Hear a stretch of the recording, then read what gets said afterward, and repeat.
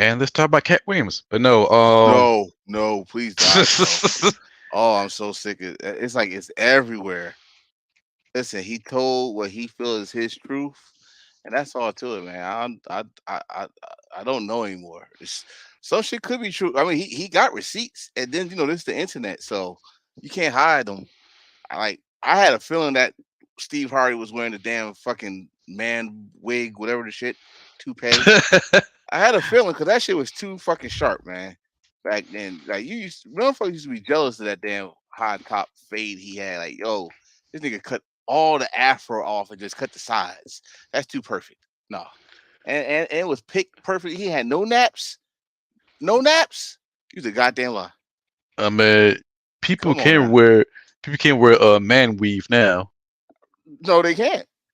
Not in my presence. No, the hell you can't. Like, don't listen. When my forehead turned to a five head, I cut my hair off. I'm not trying to hold on to what was. It was a good time. I enjoyed it, and now I had to let go. Y'all want these motherfuckers be holding on like shit. Like y'all ain't see that shit coming. Y'all saw your father. If y'all didn't, I know your mama told you some shit about him. The boy. His forehead was getting big. That's why she let him go. Well, well, we got a lot of stuff to talk about. We got to talk about New Japan Pro Wrestling, Wrestle Kingdom 18. Definitely got to talk about Pro Wrestling Noah, and we'll To talk be about honest, DT. I'm gonna say to be honest with you, it's Noah. With Noah, it's really not that much to talk about. I mean, it was good matches there and all, but the story to me of Noah was the end of Noah, and I loved it. I loved it because remember we talked about this last episode or 2 episodes ago about the Japanese on the union that's going on with all the professional wrestling companies coming together. They know Mm, what you did, Coda, last year. They know what you did when you sat home and was tweeting your ass off and talk about big. They didn't want that energy. And I love what Jake Lee gave him a bow. We respect you. Like, get the fuck out of our ring. Go. Get out. Get out, I say. And then we had to translate. We had to translate later what the fuck he said when he got loud. He said, "Get the fucking camera off of Kota Bush." Yo, I was like, oh shit. that's what you really said. hmm Yo, we had to wait to get the translation because they had the English commentator was late. So he said, "Get the fucking camera off of Cody," because Cody Bushi did his little lap and thought the crowd was going to yay. No, no. First of all, Coda, or can I call you Coda? Should I call you Chubby Bushi? Because he looked out of shape. He looked winded. The match. Listen, the only thing I liked about the match, it was stiff. I got my knees, I got my kicks, but it was sloppy. And not Yeah. not just Coda, my Fuji too. Like, yo, this is what I mean by no disrespect to like the Stings, no disrespect to like the Stings and the people that, but it comes a time when you gotta move over. It comes a time. Like right now, like I know we're gonna talk about it, and I still telling people like, listen, I watched enough Japanese wrestling to know when the number one star for many years become the boss or president, whatever. Yeah, it's good for the first, I'm gonna say 6 months to a year, but there's something always comes fuck it up.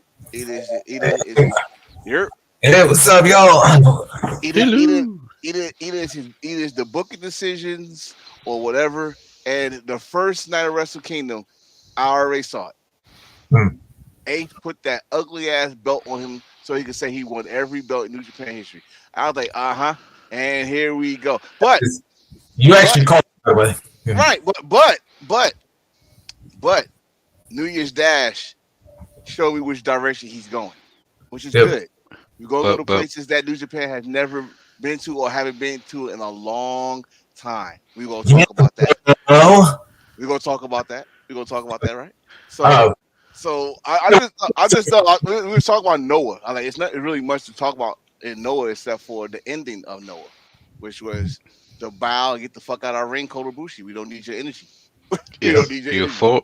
Before we start, we gotta do our proper introduction. Now, Really? Wait. I'm reading Reese shit. What the fuck, Reese? Hey, What the fuck, Reese? I'm listen. I'm not. Listen. I'm gonna fuck this. I'll say this shit right now. I'm I'm just gonna be lazy as shit. All right. I use the same shit I had last episode. Yeah, because I'm still feeling it. I'm still, know your no. You. It's your. It's no yeet. hey. That's right. Yeah, by the time man John Cornette said all the wolf pack who to and we'll forget it going. Yeah. Yes. I will get that shirt, no yeet t-shirt. But yes. When I saw that, I was like, "Holy shit!" I would get both of them just to have it. Just to have it. Have yeet and no yeet. I'm gonna get the yeet and no yeet, but the yeet does match my Royales, and no yeet match my bread. Bro, anyway, I will get that just for a TikTok video. I swear to God, I'll have fun with that shit. I'll have fun with that. You want some reference? Yeet. You want some no yeet? I'll have fun with that. All right, let's get it going.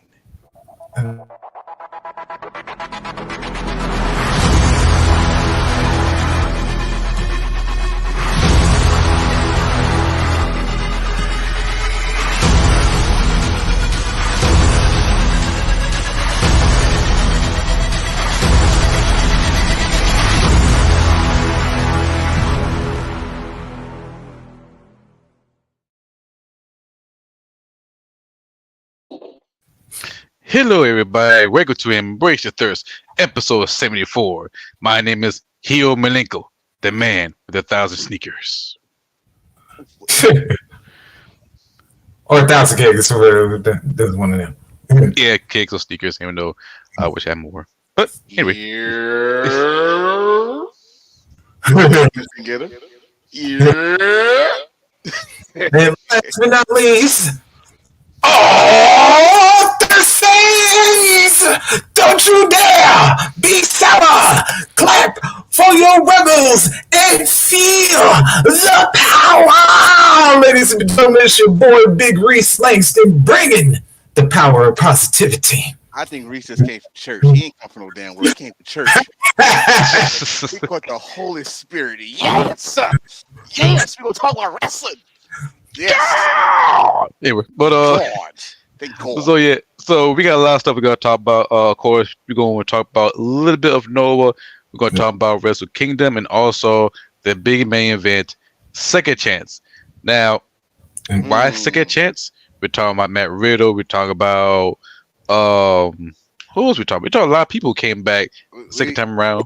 No. That's not even Second Chance.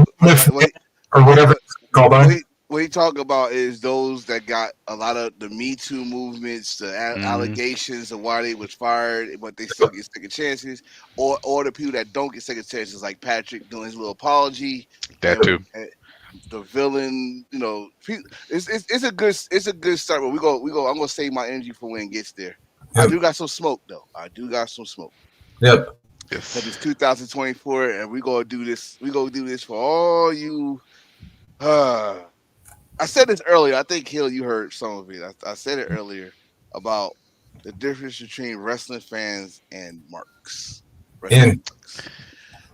And y'all y'all doing this shit. It's only 7 days in, and y'all trying to say the level of Cat Williams. It's not happening. You're not gonna beat that story. So we're gonna end this shit right now. I wish, because I ain't got my corn yet, but I do got my Gatorade.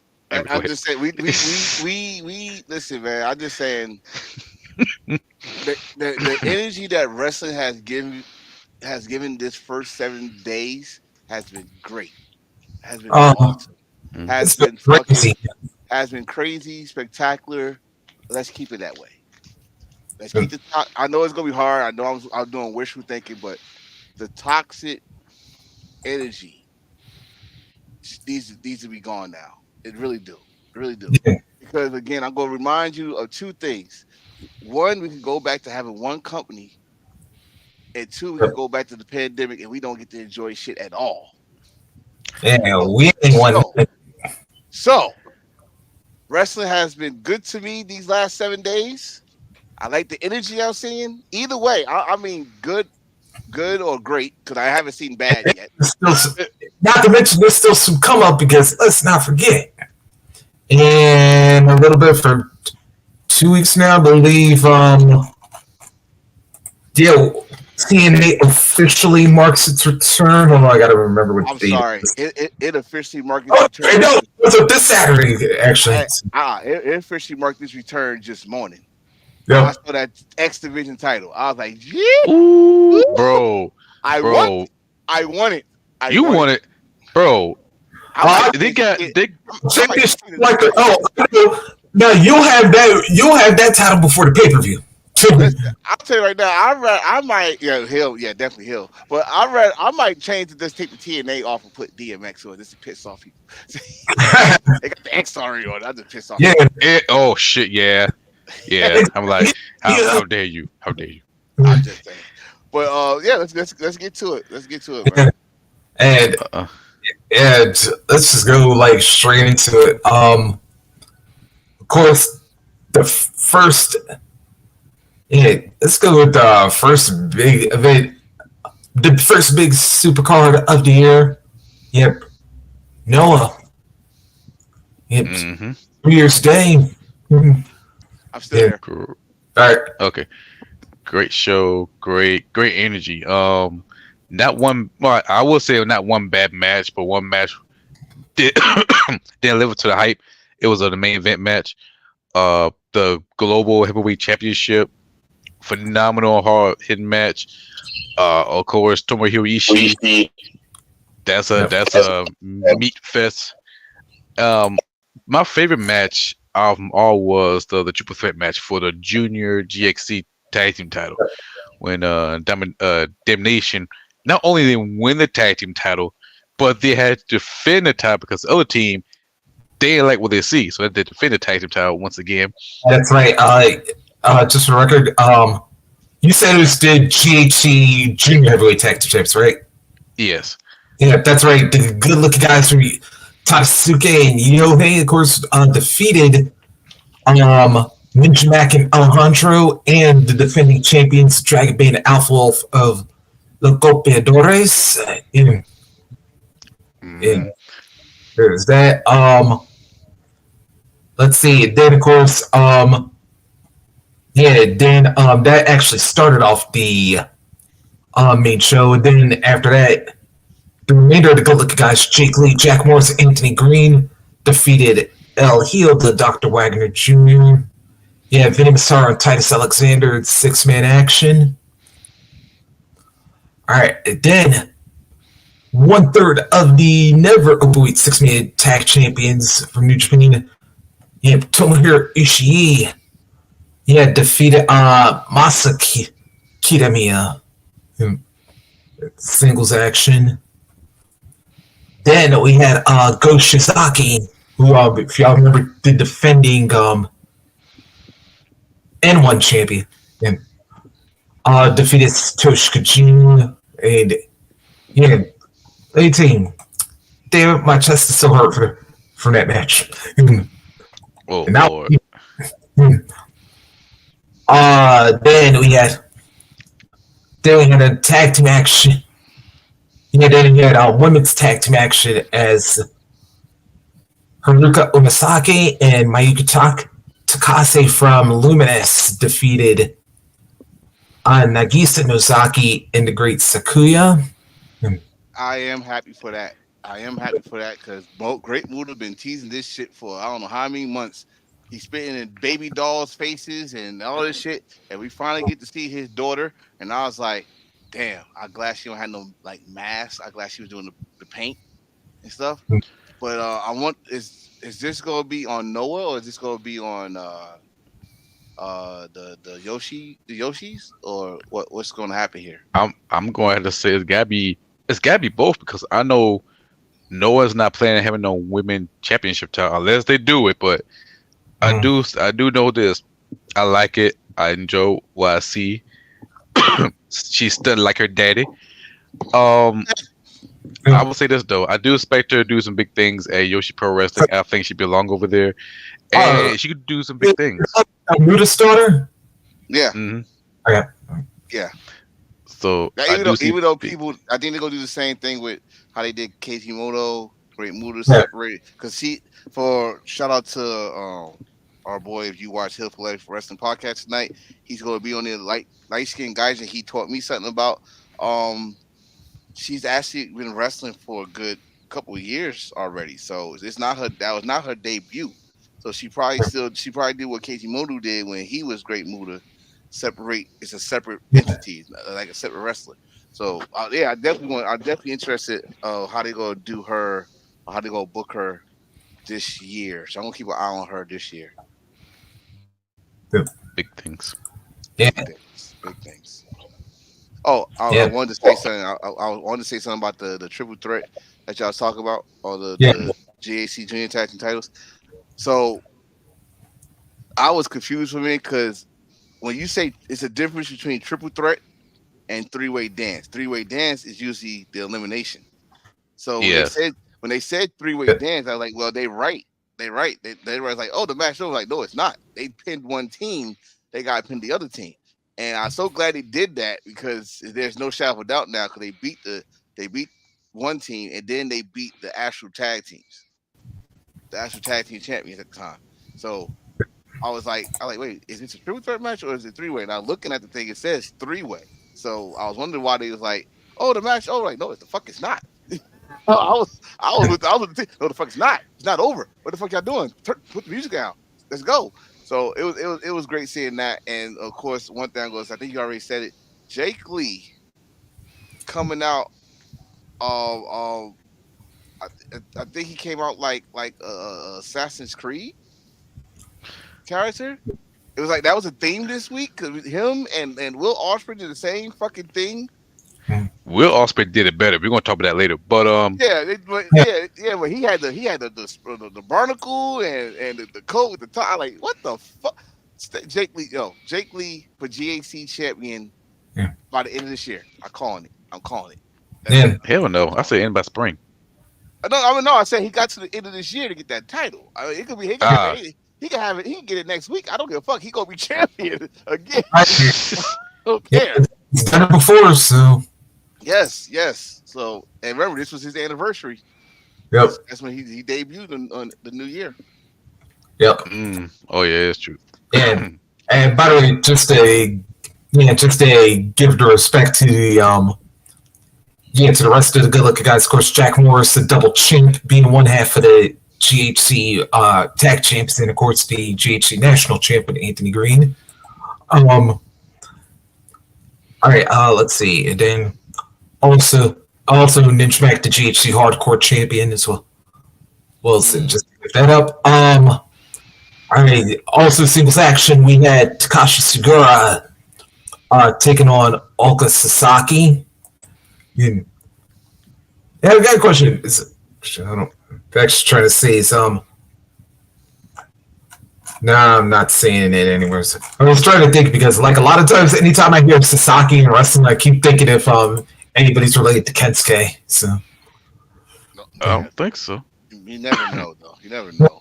That is true. Everybody got the same fucking last name, and then they're like, no, not family. I don't want to get. I don't want us to get canceled by a certain individual. Yeah, but don't want those problems. we could go to Shannon Sharp for that.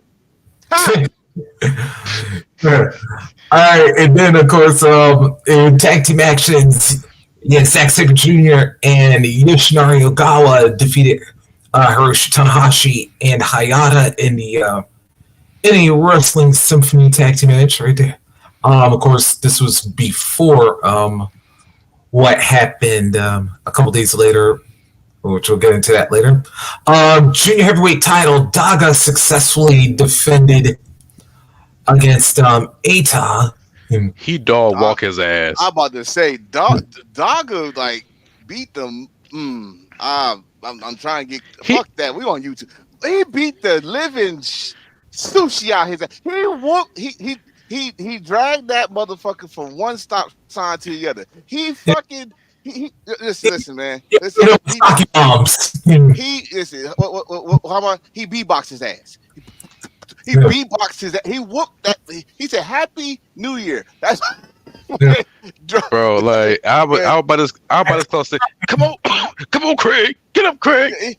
Craig. He man. Ooh, I don't know if Doggo was like pissed off that he's in Japan and his ex-wife has still got work in Mexico, but he was pissed and he just came out like, "Fuck you, bitch," and just whooped his ass. I doubt. Don't get me wrong, Homeboy got some offense in, but it was not enough. It was not even half enough. It was just. Yeah, would it be safe to say Doggo went Die Hard mood and he's like hippie con pie motherfucker? Yeah. No, get behind you, motherfucker. Damn right he did. He whoop that ass. That's Boombaye Daga. Boombaye Doggo. Shout out to Alex Kane, by the way. Yeah. All right, and then we had a 12-man elimination match. Kaito Kiyomiya, Shota Umino, Ryohei Oa, Daiki Inaba, Shuji Kondo, and Junta Miyawaki defeated everybody over the House of Torture in this one. Yeah, Entertaining. I'm so happy. I'm happy and you know what I am happy about? The respect level. The respect level that okay, we at your show, you got your win. Now return the favor in 2 days. So it was cool, but what I did not like about it was Shooter. You're supposed to be in there celebrating. You just left. It was gone. Like I didn't see Shooter after that. Like Shooter, like I gotta go get my bike, get ready, get tuned up for my show that you gonna lose in. Like I mean, it's I don't know what they're doing with him. I don't know what they're doing with Shooter. I don't. I say this. Don't worry, because we got President Ace guys back. So yeah, they're gonna Bret Hart Shooter. I got a feeling. And when anybody I don't know about that. How like in the late 80s, he kept losing a lot, but then like after he broke up. No, I was like when Bret kept losing it, but then like once he went single, then he slowly started going up to the singles. Who you talking about, Bret Hart?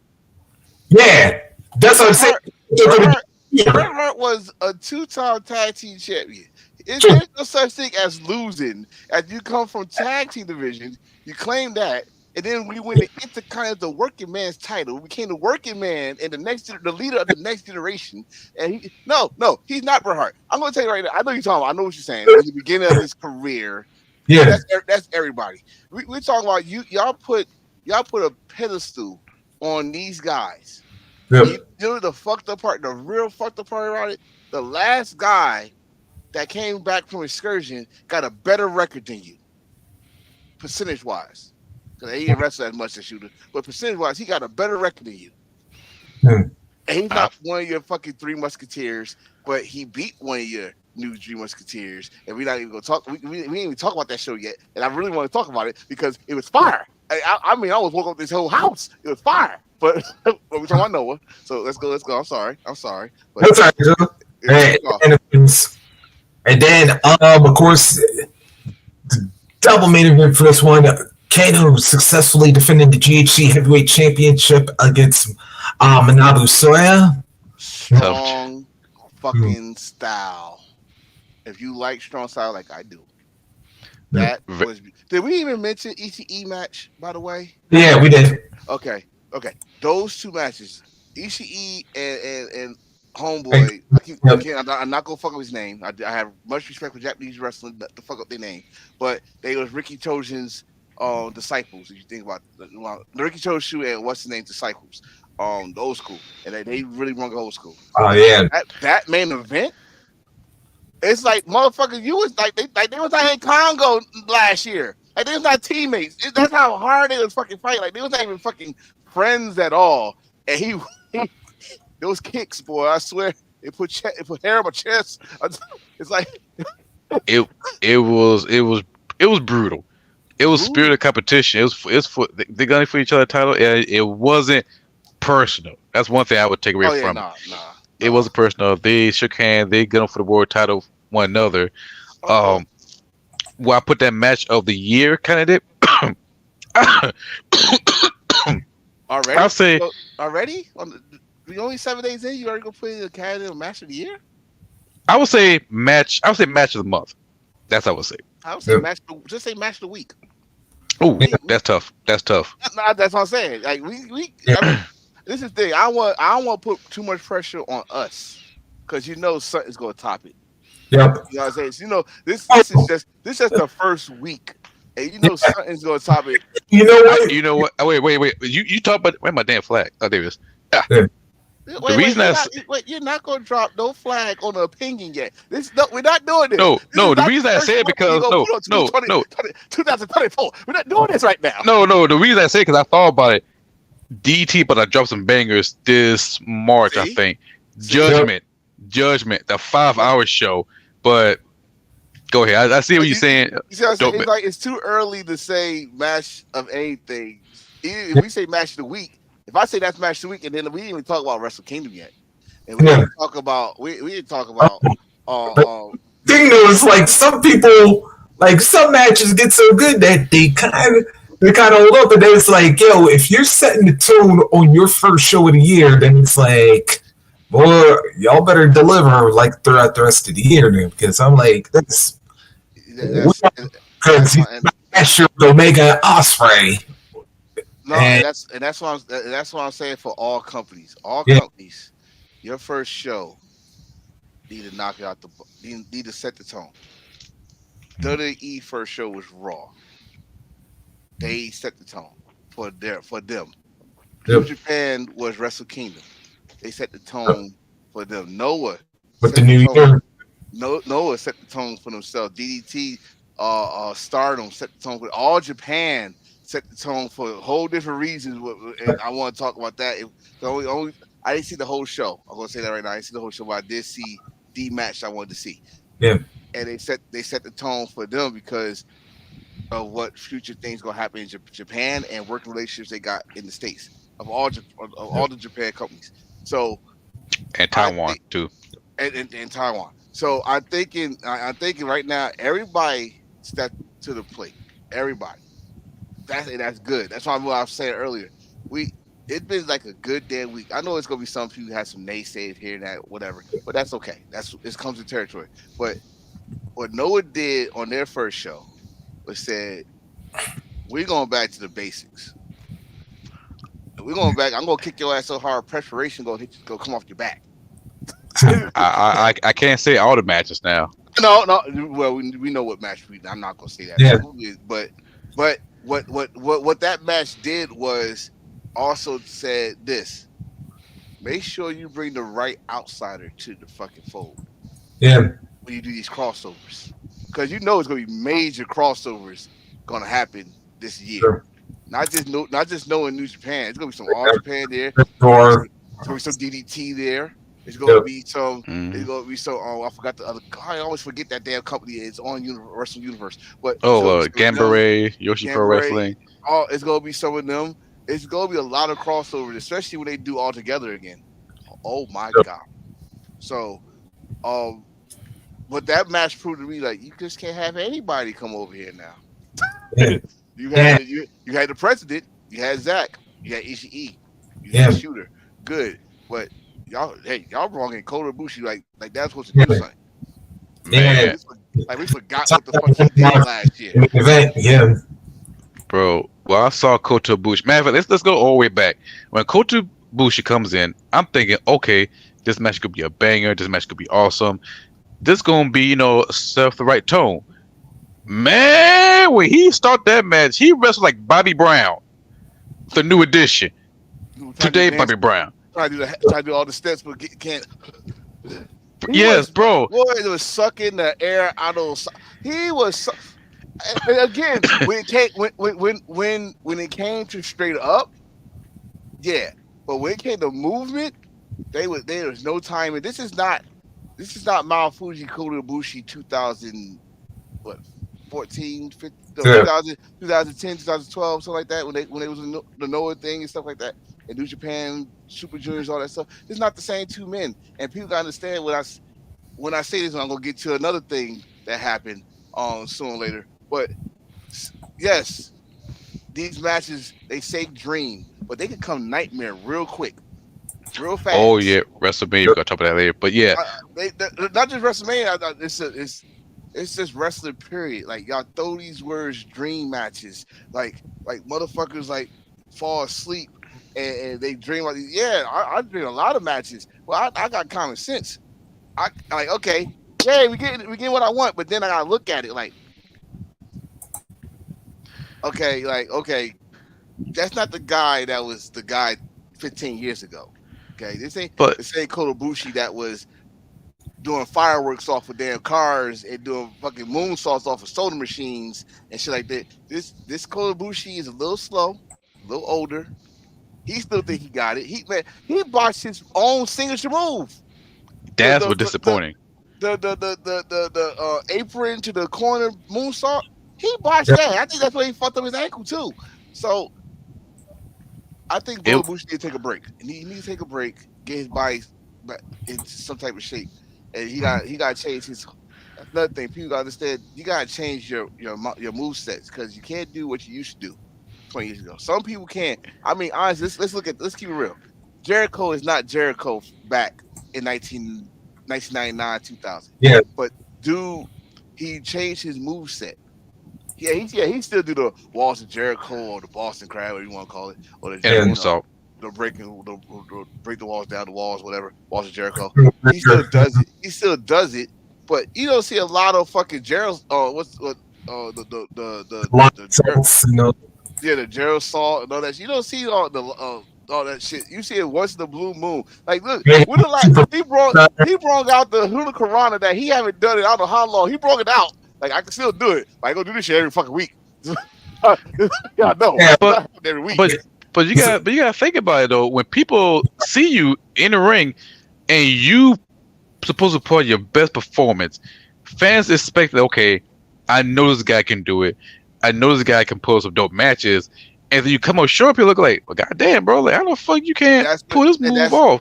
And that's when wrestlers and fans need to wake up and say, you're not the same guy. We want to stay true. Not true, but we want to stay in our own heads like, this is who I remember. Okay, like this is who I like. I mean, honestly, when I saw the Kota Ibushi Marifumi match, I got excited. Yeah, I did, but then I had to wake up like, oh shit, this is not the same Marufuji, not the same Kota Ibushi from back then. I'm not gonna get that. I mean, Marufuji could still go because you saw the Will Ospreay match. He could still go, but you got to have the right person to go. Like Will Ospreay could go anybody right now. But exactly. Will Ospreay also changed his moveset too. Nobody, you don't see a lot of the shit he used to do no more. Some, not all. That's what I said. You don't see his whole, because he had to change it up a little bit. He going with power. He brought in the Tiger Driver 91 now. He put that in his repertoire. He changed his moveset. So, but he still bring out banger matches because he changed his moveset. Kota Ibushi had not changed his moveset. He still think he could do fucking moonsaults off the balconies. No, you can't. I mean, wait a minute. He don't drink milk. His bones break as soon as he my toe. but when he wrestled in blood and guts, and now he's not only guts. All right. Hold on. You mentioned that. Give me a memorable Kota Ibushi move that he did with the exception of him and Kenny doing the fucking damn the golden niche trigger shit. Shit. Well, he fought to a damn bed nails. The only thing he did that I respect was make Takeshi look good. When he took that fucking knee and he died. When Kota Ibushi took that knee, he died. I was like, oh shit. Kota Ibushi he fucking died. And not only that, but then when Kota was coming down, riding down the ramp on the bicycle, and then Hobbs blasted the shit out of him. But yeah, but that was a little DDT, old school Kota Ibushi DDT coming out there. And I love whoever did that video with the bicycle song. Chef kiss. Yeah. Oh, also, yeah.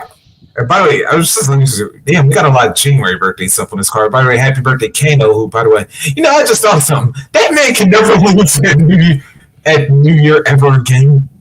Oh, Kano. Because I'm like, that man's birthday is on New Year's Day. Well, he lost last year. Oh, that's right, man. He lost the GHC title last year, Yeah. but this year they're like, oh no. I think what's gonna happen. I think they're gonna make him the face of the company now. I think go put the challenge out there. He put the challenge out. He want his match for his title shot. Yeah, that's right. He won and won, like I said. The next show, but Conan said, all right, but you gotta put that I Am Noah on the line too. Like, I'm sick of this shit. Like I go can still go. Go change his moveset. He's more of a striker than what he used to be. So yeah, you got stiff competition. Like, I could compare his title reign to Chris Brook title reign in DDT because he got to go through like tough competitors and tough matches. With him, he got to change his style and he got to be a striker even more. So he got to fight as the GXC champion. Oh, Kenta? Kano? Yeah, Kano, because he had to change up his style. Well, so, his style is straight up strong style. Straight up, like his kicks gotta be in the history of Noah.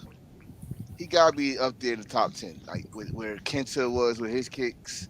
So and when Shibata was there, with not Shibata that we know now, but when full healthy old school Shibata used to kick the motherfucker, it hurt the audience type shit. So he still got that. But not change his style completely because he actually changed his style to fit DDT one time. If y'all talking about the bike spot that Kota Ibushi did, you need to go back and watch the bike spot he did. That shit was fucking hilarious. Remember, he never liked DDT. He hated DDT pro wrestling, but he had to form the style to fight, and he was fucking entertaining. He was funny as shit. But he's the champion now. There's no more Congo. He wants to face. He wants to be the face. He believes in Noah, but he gotta go through the old guard. And Go Sasaki is the old guard. He's the guy that was there. He was Masawa's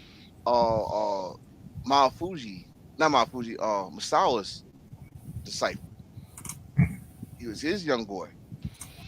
So it's really personal to Go Sasaki to when someone say, I want your I Am Noah title.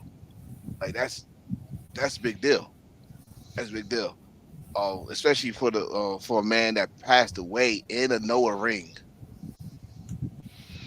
That's huge. And I don't know when that match will come up.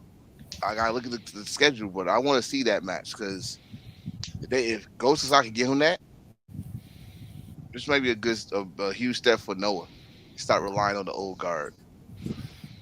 It's gonna be not say a uphill battle for Noah because I know Noah can do it. DDT Pro Wrestling, you know, all three of us praise DDT and New Japan Pro Wrestling, and we're gonna talk about that very soon. They're in the right direction. If I had to say, Rich 3 will come out great by spring, I'm gonna have to give the edge towards DDT because in New Japan right now, I see dead ass. Because right now, the way I see in New Japan, they got one major problem they got to handle is a contract. They're losing way too many people, including the new openweight champion, never openweight champion. Let's talk. So let's go to Wrestle Kingdom right now. Let's go to Wrestle Kingdom right now, cause oh boy, whoa! I woke this one up because I was pissed off when I read that shit.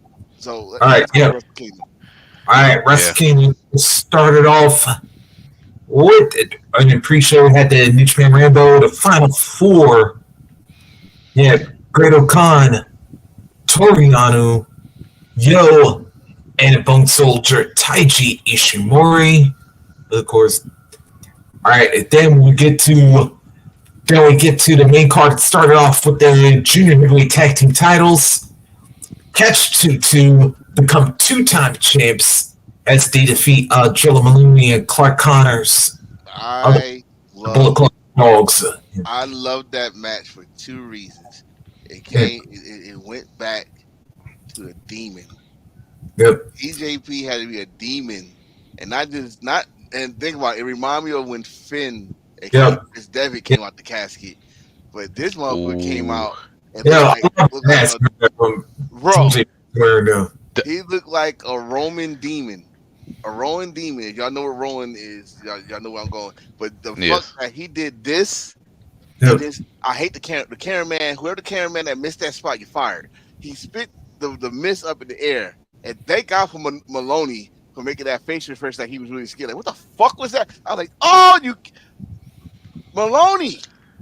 Woo! Thank you. Because he was like, what the fuck was that? And then that's when he attacked him.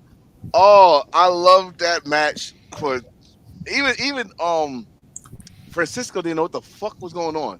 Like Francisco, like, you didn't tell me about all this spitting fucking red shit and like, it was cool. I loved and that's tradition. Like it's become a tradition now for Wrestle Kingdom, because it used to be the junior heavyweight tag team multi-man matches used to start Wrestle Kingdom. No. They changed it up. Right. For the past 2 years, they go The title. Super Junior title versus the Super Junior, the actual champion. So, I loved it. But my question is now, what's next for Maloney and Connors? Because, like I said before, Connors by himself, he's not Bullet Club. But with Maloney, he is Bullet Club. I mean, like Ice Cube said, ain't no motherfucker. Because right now, this feud, I can see go forward. They fight each other in the casket tag team match. They fight each other in the tag team title match. I see them face each other in a stipulation. Because I see this feud be doing great. The junior tag team title, which I fucking love. I love the white strap, the customized of it. I see that. Of course. Listen, you already know why I don't like it, because but you got. I mean, not say I don't like it. Hold on, let me change that for a minute. I'm not digging it. It's cool. It looks cool. Don't get me wrong, especially with the War Dog emblems on the side. I don't know when Japan started doing that now. The label on the side, but I like it. It's just that. Oh my God! And from a distance, you cannot tell me that shit don't look like the women's NXT Tag Team Championship. Hold up. Flag. From a distance. I don't give a Billy goes down. That belt is beautiful, goddammit. Because that tag team title is great. Hold on. Rewind. Pronounce that again. I'm gonna say shit again like Shan Stark. It's beautiful. Okay, it's beautiful. Beautiful. You sound like Ahmed Johnson. I just going. Oh shit, we gotta see that Ahmed Johnson and Booker T. Oh, but for real, that deserves its own show, because it is way too much going on that one. But yeah, let me. On that one. But. Oh yeah, we gotta watch that. But it was a great match, great tag team match. They got a storyline, so it's 1-for-1. So I expect them to face each other again 2 out of 3 month. Most likely, yeah, 2 out of 3. I'm gonna say 2 out of 3, but I'm gonna say it's gonna get real personal during this steel cage match. No, I think Will Ospreay and David Finlay have a steel cage match. No, it's a 5-on-5. Oh, it's a 5-on-5 the next one. Steel cage. Yes. Oh, war game style. Yes. Yeah. Okay. No, they all start in the ring. Well, it's gonna be crazy. everybody in the cage. It's gonna be like how Stardom had last year. How Stardom had the 5-on-5 last year. But I think with no escape, you gotta win inside the match. You gotta win inside the cage. No no rules. New Japan on their new shit, because this is Prisoner Ace era right now. This is what I'm saying about these partnerships. They taking shit what they learned from over here. Like, they're like, okay, they got a fan base over here that they did not believe they had until these Forbidden Doors.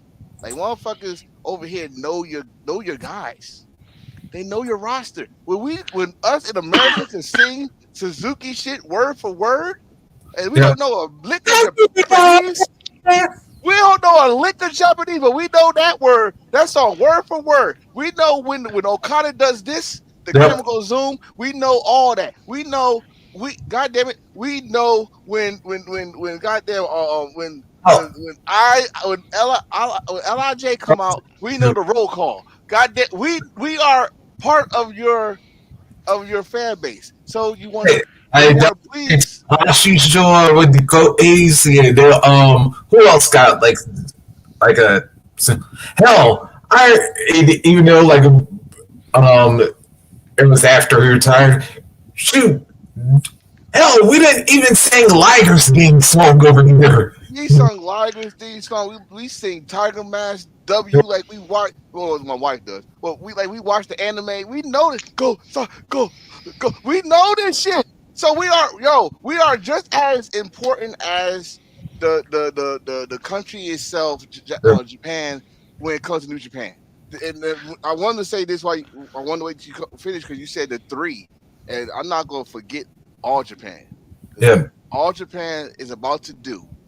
And I know people like, oh, don't do it. I'm telling y'all this for a reason. I'm not just jumping in. I'm walking in slowly back into this because it's gonna take some time. But they got it. They got time now to clean up Vince, Bruce, and Kevin Dunn shit. But the fact that they about to get a working relationship with All Japan, with NXT. Yeah, I love it, and especially that match. I saw Dipsy did a fucking. He did a calendar elimination. That's it. Right? Yeah, calendar elimination. And when Brian says, "I'm proud of you," you in AEW. Yeah. Brian said, "Holy shit! I didn't think no one else could do my move like that." He did like a reel around the rosy with it. I like. Yep. And then when my boy Nakajima said, "We must do it again. Maybe we could do it in NXT." I like, "Oh, you gonna have everybody talking now. Why you had to say that shit?" You know what? I'm gonna say this right now. I already got 3 words in mind when I heard Knockout say that. Stand and deliver. I'm gonna say this, if you're doing this, you just open new gateway, and I can see plenty of wrestlers from NXT translate to All Japan Pro Wrestling. All Japan. Dragon Ball. Yep. Man, how about this? I could see people go from NXT, maybe WWE. Watch this. That could go to DT. You don't think R-Truth would have those motherfuckers laughing like he? You don't think R-Truth? No, okay. This reason why it would never work with DDT, because let me tell you the reason why. If it worked for Suzuki, it could work for anybody. Suzuki okay. Let me tell you something. They dodged a big ass bullet. When I made the big ass bullet train. Okay, that too. But they missed out a big ass bullet. You know what I'm talking about. Faromes. If the Faromes was still around, you really think R-Truth go out there get buck fuck in front of damn loud audience? Do you really think the Faromes would have go to NXT? Do you know who you talk about when you say R-Truth, aka Delicious? Don't y'all know the character Delicious? Bro, okay. Bring Dino ass. I will laugh my ass off if Dino just one unzip his. Man, R-Truth is. I just thought. You know what? Even though it would have been 20 years too early, do you know how I would have thought of the Faroons? Who they would have really had a good time with if he was 20 years younger? Santino? No. Billy Gunn? No. You're getting close to where I'm going with that one. But it's somebody close that was close with Billy Gunn for a little while. Chuck? Billy Gunn and Chuck? No, the other guy, Sideburns. Rico? Yeah. Oh, especially like when he started doing the flamboyant part. It is like, yeah. You know what? One thing I think if Rico would have went overseas, they would have came after him and said gimmick infringement.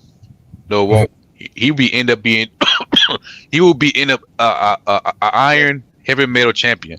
You better start drinking that cognac. I tell you that right now. That Gator Act you drinking right there. That Gator Act got you choking over here. Rico was doing the pheromone stuff like even before the pheromones even existed. Because remember, Right now, Listen, actually, hold on now. Goldust. you gonna Listen, you got now. do We that? gonna That's right.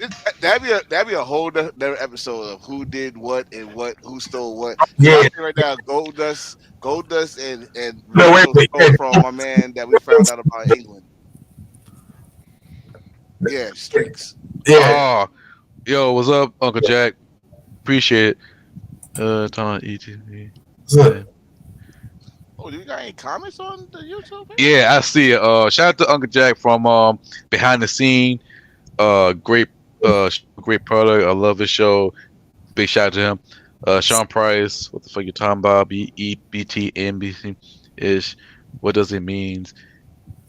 EMA. Anyway, so but yeah, but I like this. I like the relationship with All Japan Pro Wrestling and NXT. It bring back to the '90s with WWF back in the day when WWF working with Triple A. Back in the day with Undertaker to SWA. Had a I'm gonna say this. I'm gonna say this about this. Back in the day, even though we didn't know the shit behind the scenes, Vince was willing to work with anybody. Triple H he's still a wrestling fan. I don't know. I ain't gonna call him Triple H no more because he's CEO. I'm gonna call him Paul. Paul is a wrestling fan still. And the one thing I gotta say before he get dementia and think he's gonna get out of touch, he does stay on the social media. He does watch wrestling, not just WWE. He watch guys. It's all over the world with this. Right. So. Right, because there's a video right now. I know I don't want to bring it up because it's going to scare people or they're going to start speculating. But there's a video out right now with a certain AEW champion that's training with WWE guys right now. And I know that, that's a Cardinal. No, it's not, motherfucker. They friends. People are friends, people. Yep. Okay? Ricky Starks is training at the dungeon. And he was training with Dawkins. Okay? He was training with Dawkins. He was training with another guy. I saw the Dallas Star, but I see his head. But he was training with them. They're helping someone get ready for the Royal Rumble by the name of Jade.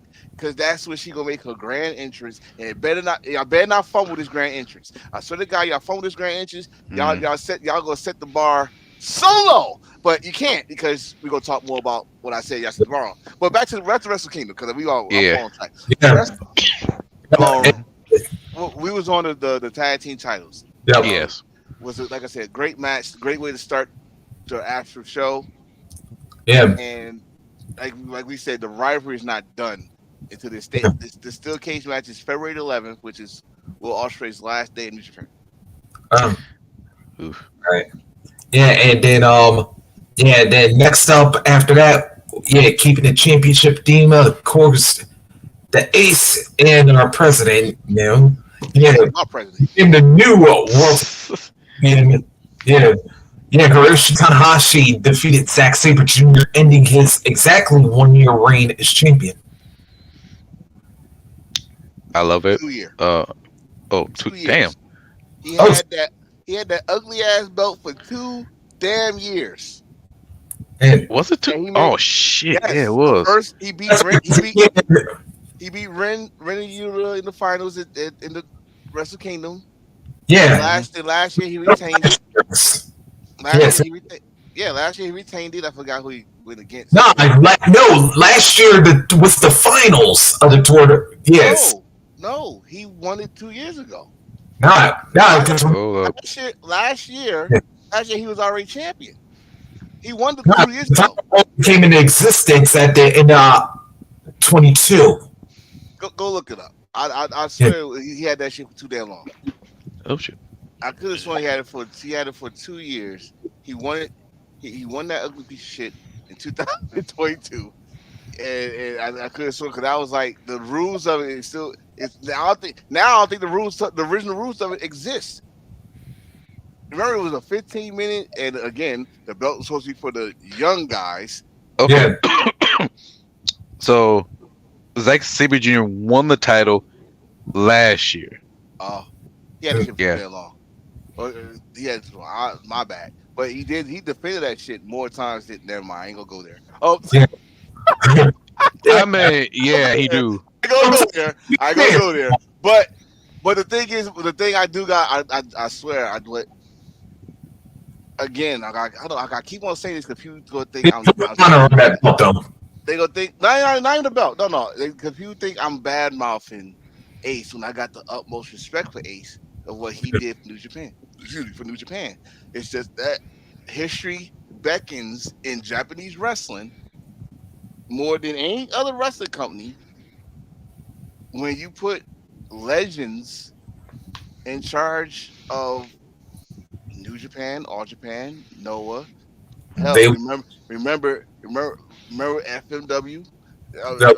Okay, so but the thing I'm not gonna mention that because that's a whole different story. We already know it. We saw Dark Side of the Ring. Go leave that over there. But when you do that, yes, it's gonna start off good because okay, we got a new regime. We got a guy that knows the locker room, blah blah. But then something happens. I don't know when. I'm not wishing nothing bad because one thing I gotta say, Ace been to Europe, been to Mexico, been to the States. Yeah. He's gonna bring all that shit into New Japan. So there's gonna be some, what's the word? Traditionalists or purists are not gonna like change in New Japan, and then some are. You remember that outgrow how motherfuckers was pissed off when they brought a ladder match to New Japan? Whoa. I gotta throw a flag on that one. No, you liked it, but remember the New Japan fan that was in Osaka. Remember, I'm never gonna forget. It was in Osaka Joe Hall. It was an Intercontinental title. It was Big Mike against Kenny. They did not want that match, but it's too late. Kenny already said I put it out there in the Karen. They used to be pissed off about it, and they had to go with it. Look at that! Remember, look how that ladder looked. They was not prepared for a ladder match. That ladder was all scary and shaky and shit. It was okay. Okay, I remember the big ass string that had the belt hanging up. Right. But you got you got to remember, this is New Japan first ever ladder match. They have bar wire explosion match. Hell, they have their first steel cage match at a TV studio where Hiroshi Tanahashi, the U30 openweight champion, defended title against the MMA fighter. So that's totally Nokiaism. But that's what I'm saying. Like, think about it. We talk about a cage match. I even asked you when I heard about the shit. When was the last time New Japan had a cage match? Or was it the first time? Cause I couldn't remember. And you said it was like 20 years ago. That's because motherfuckers was not feeling a steel cage match in New Japan. And then, like, another thing. Remember, it's not that long ago when they defended the title in a triple threat match. The first time was Brock Lesnar, Mahiro Chono, I forgot the other guy. I think Fushinani. They did not like that. And then the fact you motherfuckers brought it back for Kenny, Kota, and Cody. And Tanahashi said, this is New Japan. They did not like. So sometimes they don't like change, but I feel like they go into the direction they got to. They gotta change because you can't keep doing the same predictable shit. You can't keep doing the same predictable shit like when you do the G1, you win G1, and the percentage of the winner of the G1 winning the title at Wrestle Kingdom is very bad. Like the only reason you had Tanahashi beat Kenny Omega because Kenny Omega was leaving. Kenny Omega was not leaving. He was not being Kenny Omega because you go build Kenny Omega versus Okada for the G1 Supercard. I never gonna forget that. That's what you're gonna do. But that's not what happened. Then when they changed this, the New Japan Cup that had like 48 people. Yeah. Oh my God, that's a March Madness shit. I'll never forget that.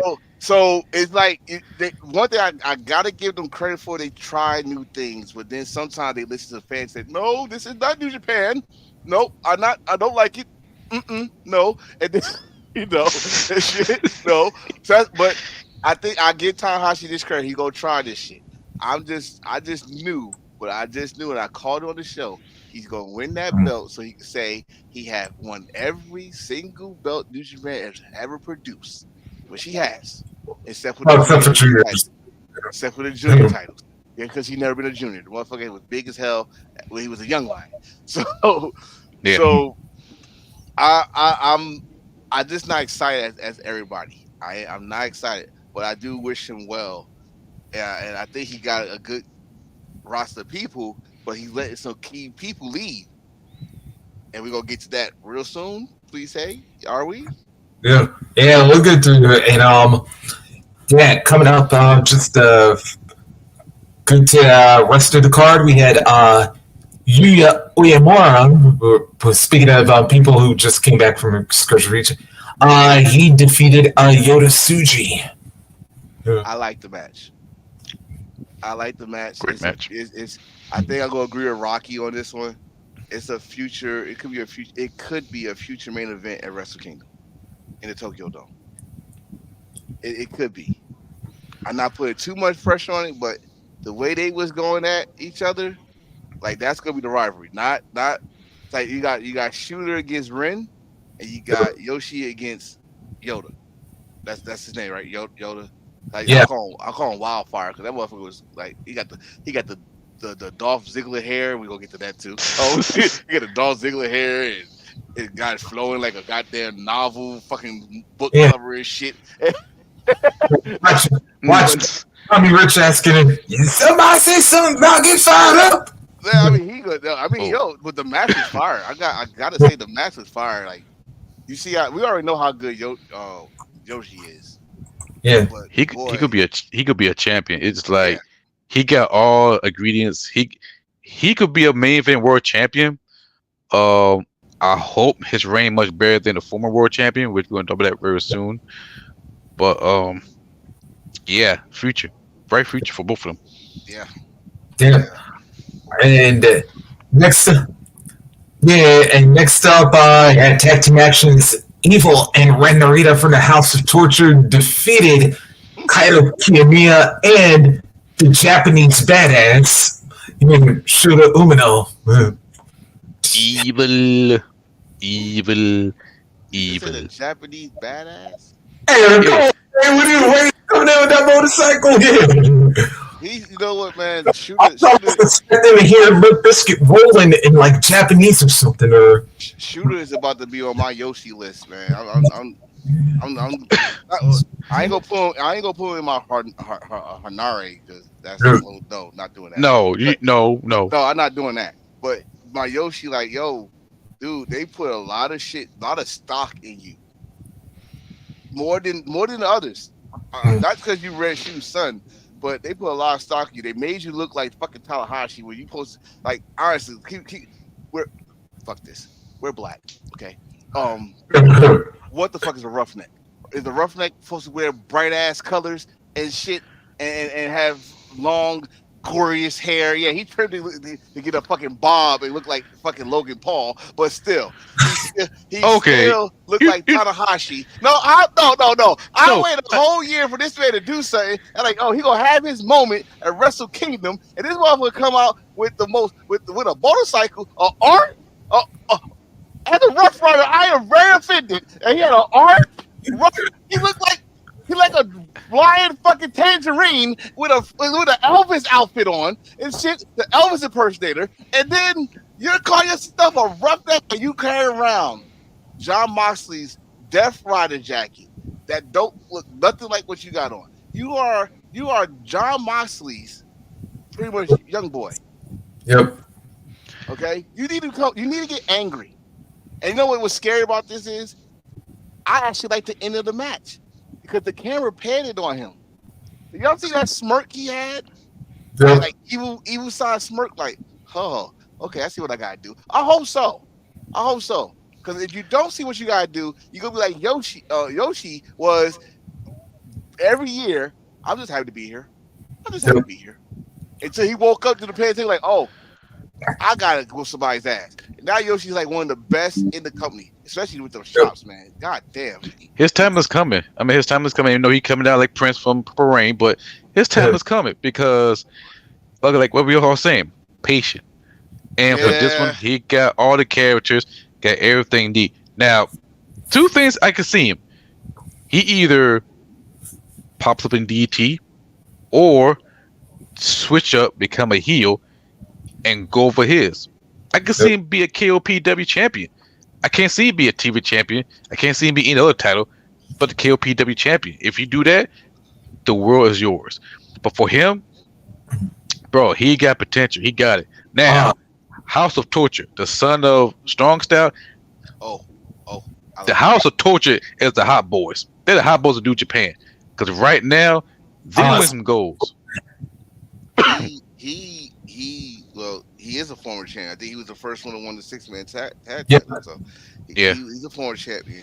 But the thing I like that he did, so he got ready to get this now. He got taught by Shibata. Then yeah, he got his toughness from Suzuki. And now you're yeah, in a house of torture. You're in the house of torture with yeah, evil ass. yeah. Yeah, you Bro, gonna learn more dirty tricks than me. all right, you are about to get schooled in how to fucking piss off Japan. Like, if Suzuki didn't teach you how to piss off Japan, I know Evil gonna teach you how to piss off Japan. And I still want is they part of Bullet Club? Because now I don't see shit Bullet Club on them. The T-shirt, they say 100% Bullet Club. It does.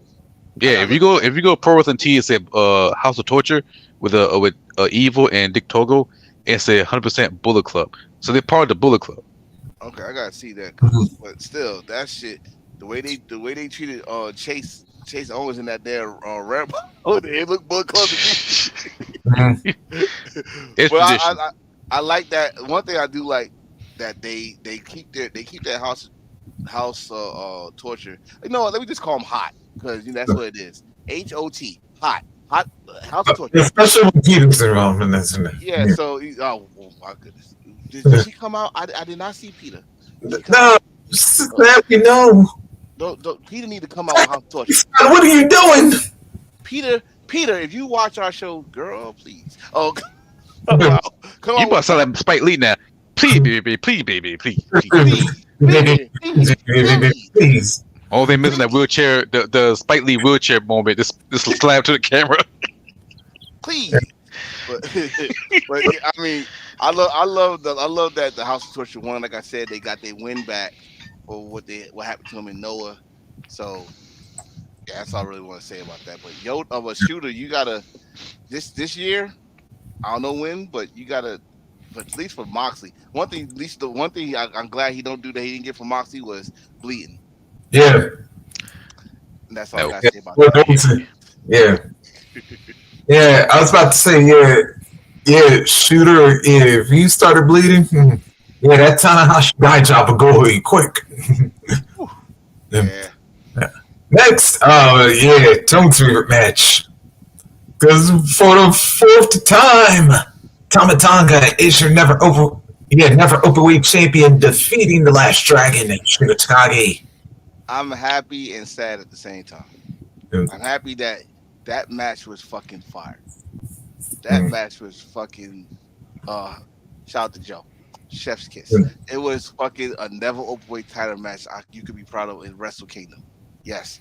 Motherfucker did Bloody Sunday, Styles Clash, Gun Stun, and then he did a J Thriller to win.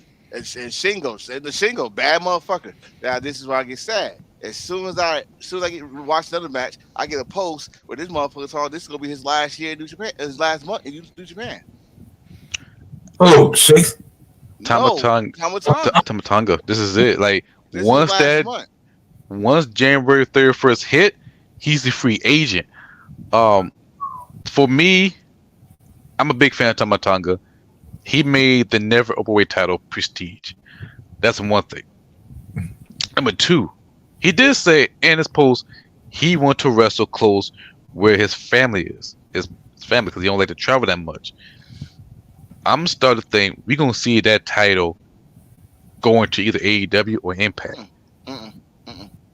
He's gonna lose the title. To who? He's gonna do.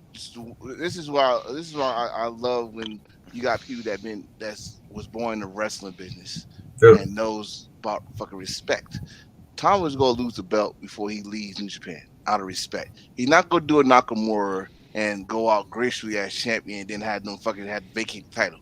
No disrespect to Nakamura because Nakamura made the entire title what it is to us. But he's gonna lose to the Evil. Hell no. I'm gonna tell you why. Did you not see what happened to New Year's Dash? Did you not see that he cut not a little piece of hair? He cut a fro. He cut a fro from a Tongan's hair and then grabbed it. It looked like, again, you gotta be black to understand what I'm about to say. He grabbed a full of a current iron fro from his hair and grabbed the belt. And I was like, oh shit, that's the right man. That's the right man for him to take the belt for Tama. If he leaves, that's the right man. Evil is a former neverweight champion, and then for him to be champion with the House of Torture, it's gonna be hard to beat him. And not to mention, there's a lot of history between God and especially like Evil and Sonata and all this. Yes, thank you. Derek is on my page. He said, Evil is the man. Evil is the man to beat Tama. I don't know when that's gonna happen. Probably a New Beginning tour, but it gotta happen. It gotta go down. Especially now, one thing I'm gonna say is before anybody start the bullshit, let's not speculate where he gonna go. I don't care where he gonna go. I don't care. I don't care. You don't care. I don't care.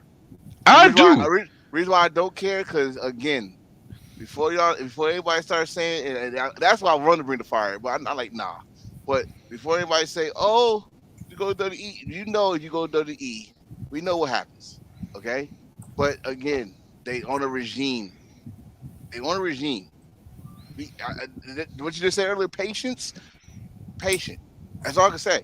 I say patience. I can't say go to AEW because he gonna have a nice debut. He gonna have a nice debut, and then what you gonna do after that?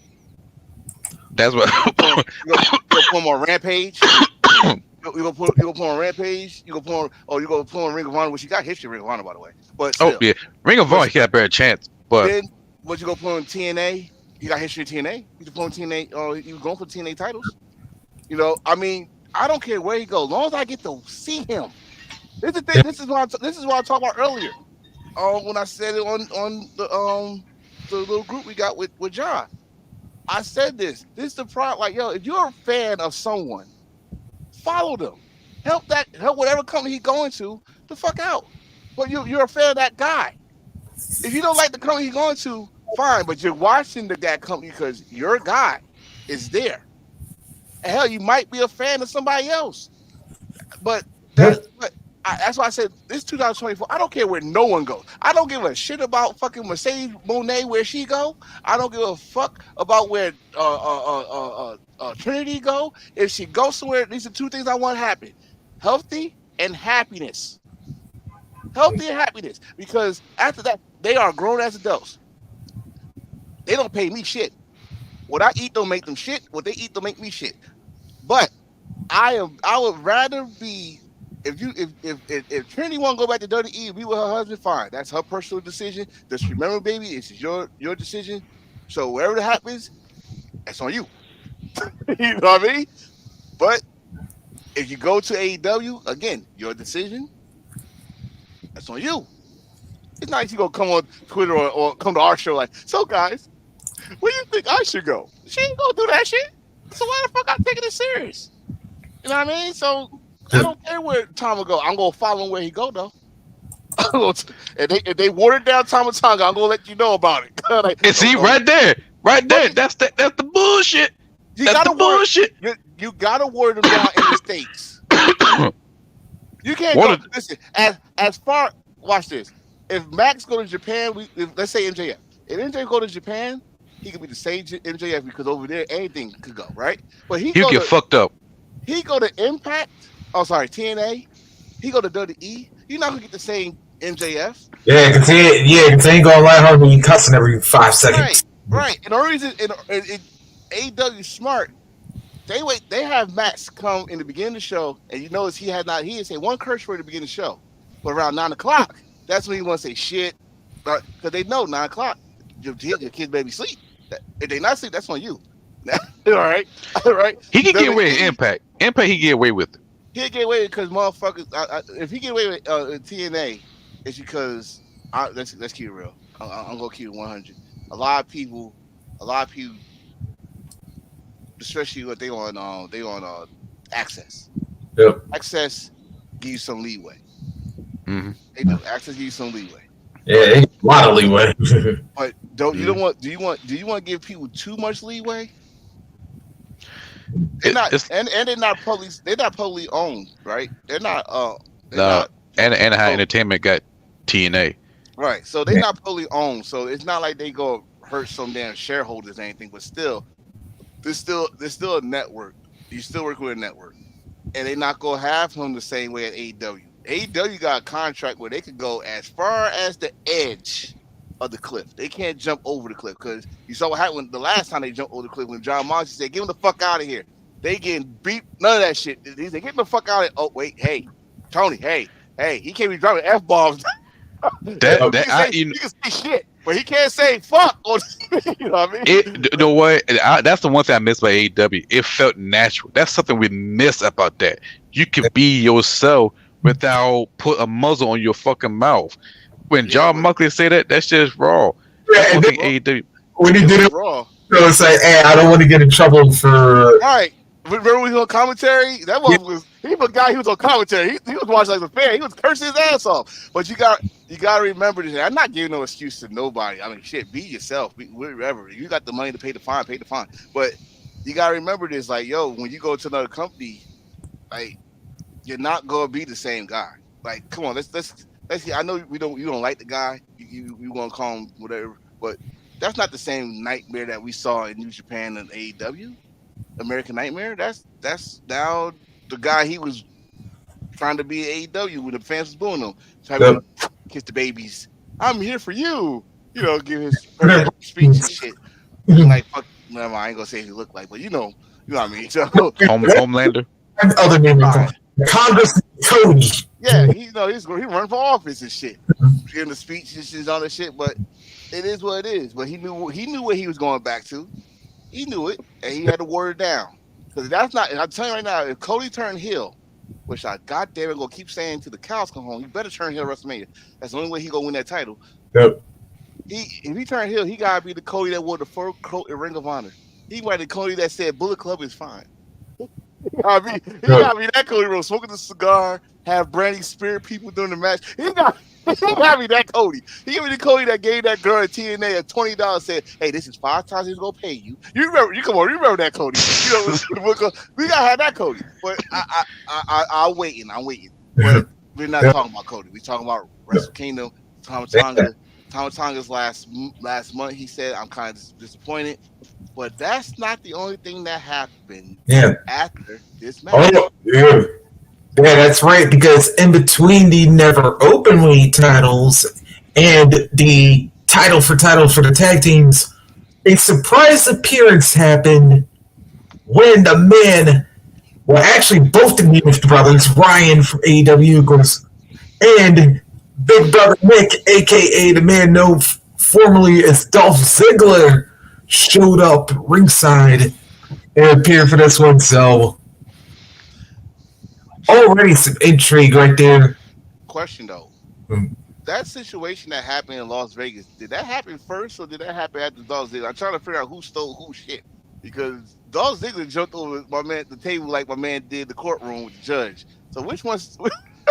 I think the courtroom was first, but okay, so Dolph Ziggler stole it, but you know, show his athleticism. Nice. Yeah, we'll get to that. Of course. Yeah, the tag team title match was awesome, man. Stronger open tag team titles, IWGP tag team titles, winner takes all, and G.O.D. El Phantasmo and Hikuleo defeated Bishamon. Of course, Hiroki Goto and Yoshihashi. Hikuleo got a better record than his brothers at Wrestle Kingdom for tag team titles. That's crazy. That's and what's so crazy about that is he did a fucking splash off LAP shoulder. No disrespect. That looked like Snoop Dogg on top rope splash. Dude. Oh well, he's short. I give him credit because he's 7 foot tall. He's 7 foot tall, and he did it better than Big Show did Survivor Series. Yeah, I went there, but and you mean sideways. he tried to frog slash. It's so adorable. But Yeah. I love the match. Yeah. I love the match though. The match Yeah, was although I was to say it would make more sense if it was ELP off Hikaleu, but I was like, hey, Hikaleu, yeah. And especially considering I do not want Uncle Tonga coming after me. I'm gonna say, let me ask you this: Yeah. what you think will win the match? Well, I think ELP is 205 at best, 205, or a 7 foot, probably 280 at most, splashing on you, which he should not be doing that. If Jim Ross was on content, you know he'll say, "Your big ass should not be jumped off the top ropes." You know he'll say that shit, but he did it and he landed, and you Yeah. have to sell that shit. You got to sell that shit. Again, because I do not want Uncle Tonga coming after me with a little machine. First of all, Hey, Ming, okay. come on, Ming, I ain't scared of you, but I know better. Yeah, I was about to say, I was called authorities on your ass. I don't care how old it is. Yeah, I do not mess with Uncle Tonga. Listen, I ain't scared of you, but I know my role. Ming, I don't care what you call him by his whatever his government name is. I do not mess with that nigga because King Kong. yeah, King Kong The- Tonga. The moment, you slap that Tonga, but I'm gonna slap that damn bank account. You touch me, I will sue your ass. And then sound like my man for Rocky. Touch me, I'll sue. You damn right too. I'll sue for what? Yeah.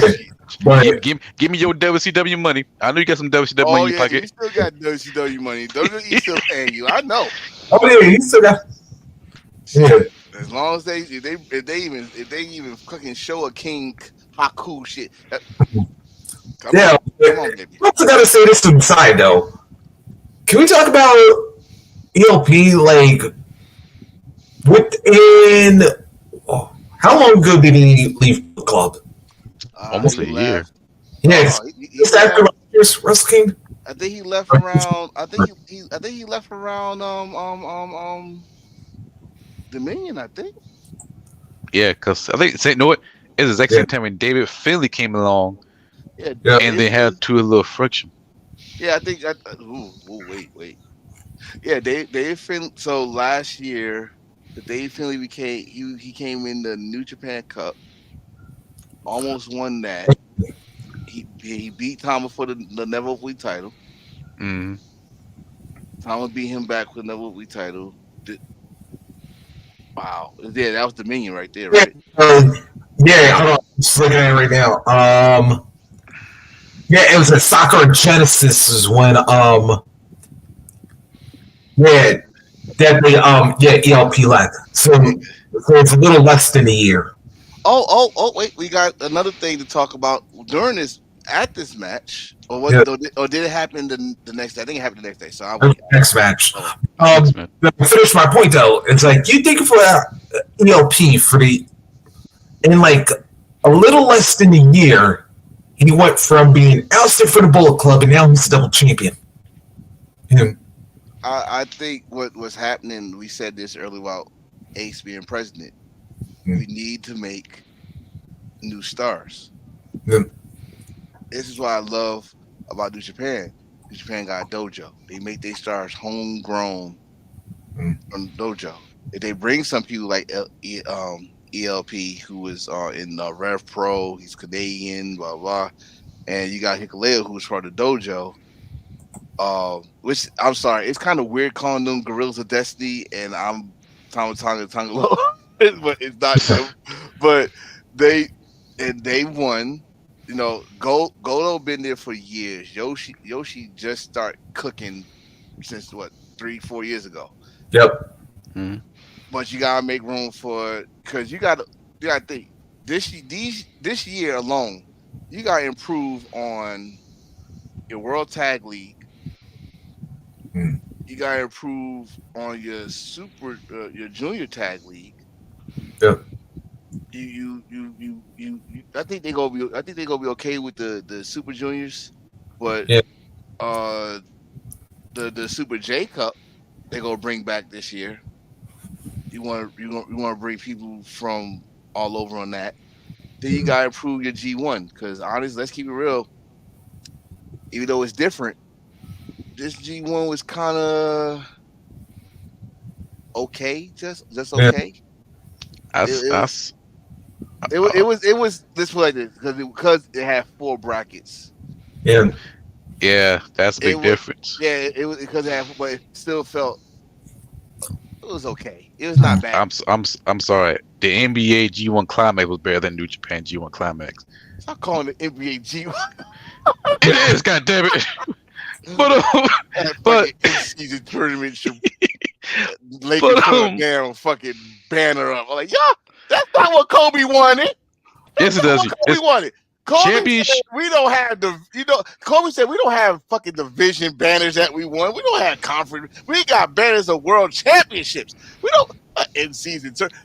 I'll take the money. I'll take the money. If we gonna put that banner somewhere, Championship is a championship. it's But to China. They got an intercontinental. Yeah.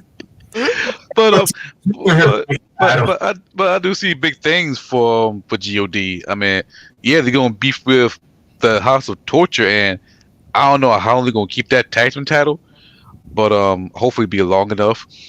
And LAP and Loa, I'm at these two guys. I can see be a single champions. The question is, what the fuck's going to happen with a New Japan Strong? Yeah. That's the one thing. I don't know. I think it's gonna be good because that they gonna get to come over. Yep. They advertised was it Winter City Riot?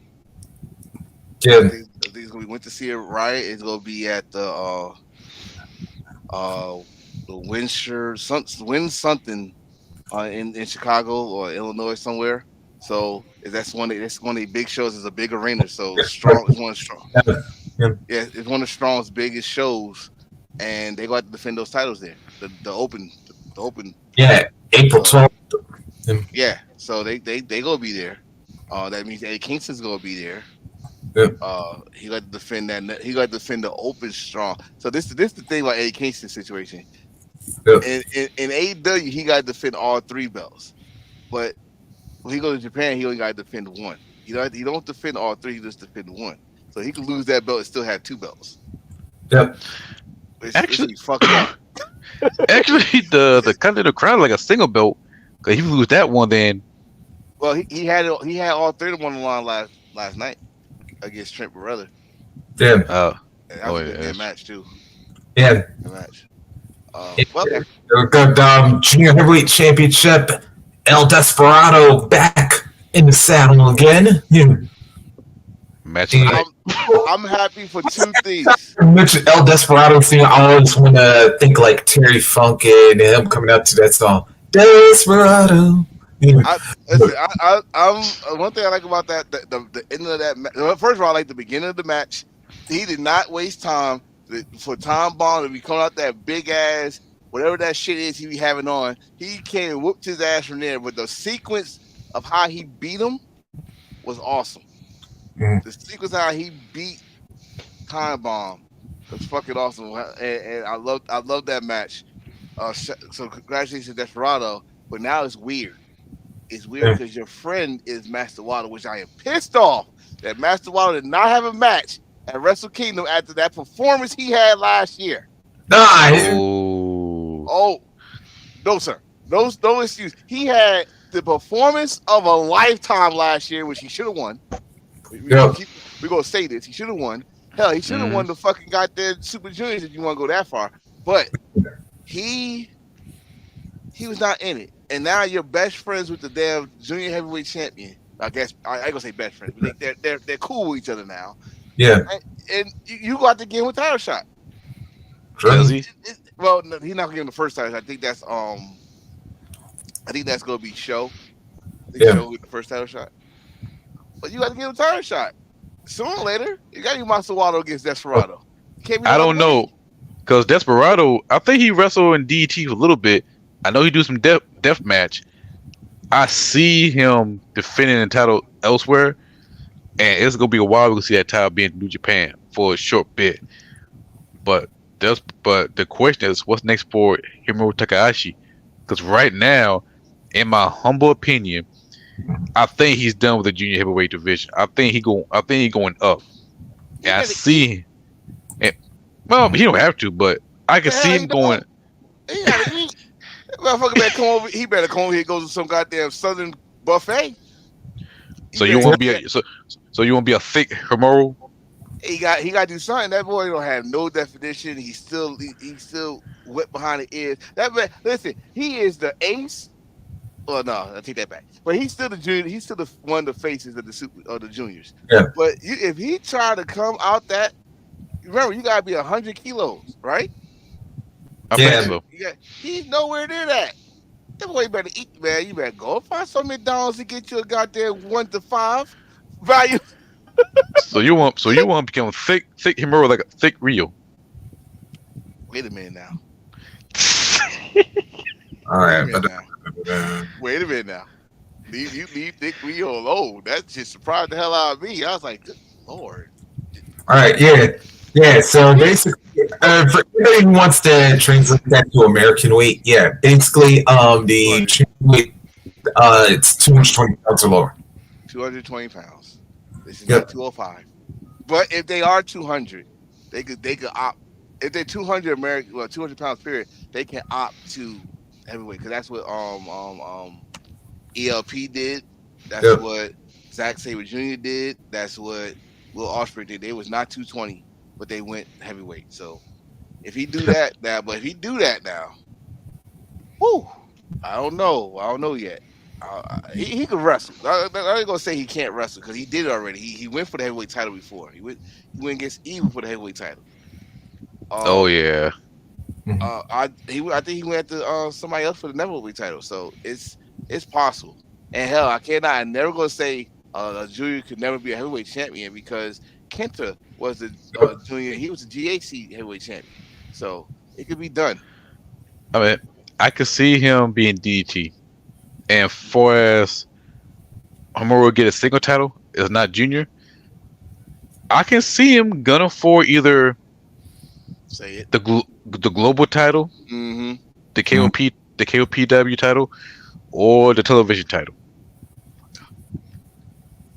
President, change that fucking belt. No, Time Bomb won it. Oh, he definitely will because. Oh, I was say, don't make me call Nakamura to come back. Don't make me call Nakamura to come back. He'll change that shit. He did it before. Do it again. Yeah, but all right. Since you brought up the Global Heavyweight Championship, Women's Heavyweight Championship. that belt's so damn disappointing. I ain't want that belt. Yeah, and y'all know anybody who watches our show. Y'all know it takes a lot for that man right there to say there's a championship that he doesn't want. I mean, when I saw it, I was like, that's the women's title. They're like, no, you got to zoom in on it. That's the women's title. It's a white strap with a big ass go. It's Rhea Ripley gave y'all the blueprint to make that shit. And then you got to... and then, like I said, I think it was last episode, I said something about, I said, it's global. What is a globe? Yeah, the world. It's the world. Yeah. And even Dan Finley said it. He said, like, this is the real world title. That's what he said. Bullshit. Bullshit. Well, we can say bullshit, but you gotta change. That's not a good name for that. Yeah. I don't think that's a good name for a title. You could have just said Intercontinental title. Bring back. You might as well say you've got the white strap. Yeah. White strap. Yeah. Thanks, Kuda. But that's another story, another time. But you know what? Somebody I gotta give a shout out to our WCC folks because for anybody who saw the press conference the day before, and especially with Will Ospreay was like telling John Moxley, "Hey man, you know what? I know you and we're not friends, bro. But how about for 5 minutes, bro? We have a ceasefire." And we throw this little sack shit out, and then have it to way it was supposed to be, rough. Me versus you. I loved it. I loved it. Bro, when I say I loved it, you guys, if you gonna play, you gotta play the beginning of it. But you want to be honest. You don't fucking belong here. When he said that, you don't fucking belong here. And you know what? All I want to say is this: that made I actually remember I commented on the post when I saw it in the group. That made this ending make so much more sense now because, when War Dogs came in, I was like, okay, they got after Moxley too. But, they beat the ever-loving life out of Will Ospreay and Dirty. Because I was like, damn! They stole money, and I was like, you know what? And then when I saw the press conference, I'm like, oh, I knew Finley was gonna have some receipts coming in that match. I'm like, damn. But we said it last week. We knew who was gonna win that. We all knew. We all knew. Like, I mean, don't get me wrong. There's nothing wrong knowing. There's nothing wrong knowing who's gonna win, as long as the match is fucking good. Was the match good? You goddamn right, it was good. I would say that it was the best. Who's gonna take the pin though? Well, Moxley took the pin, right? No, it was Ospreay. Okay. Well, that makes sense. Why it's a cage match? Why it's not over yet?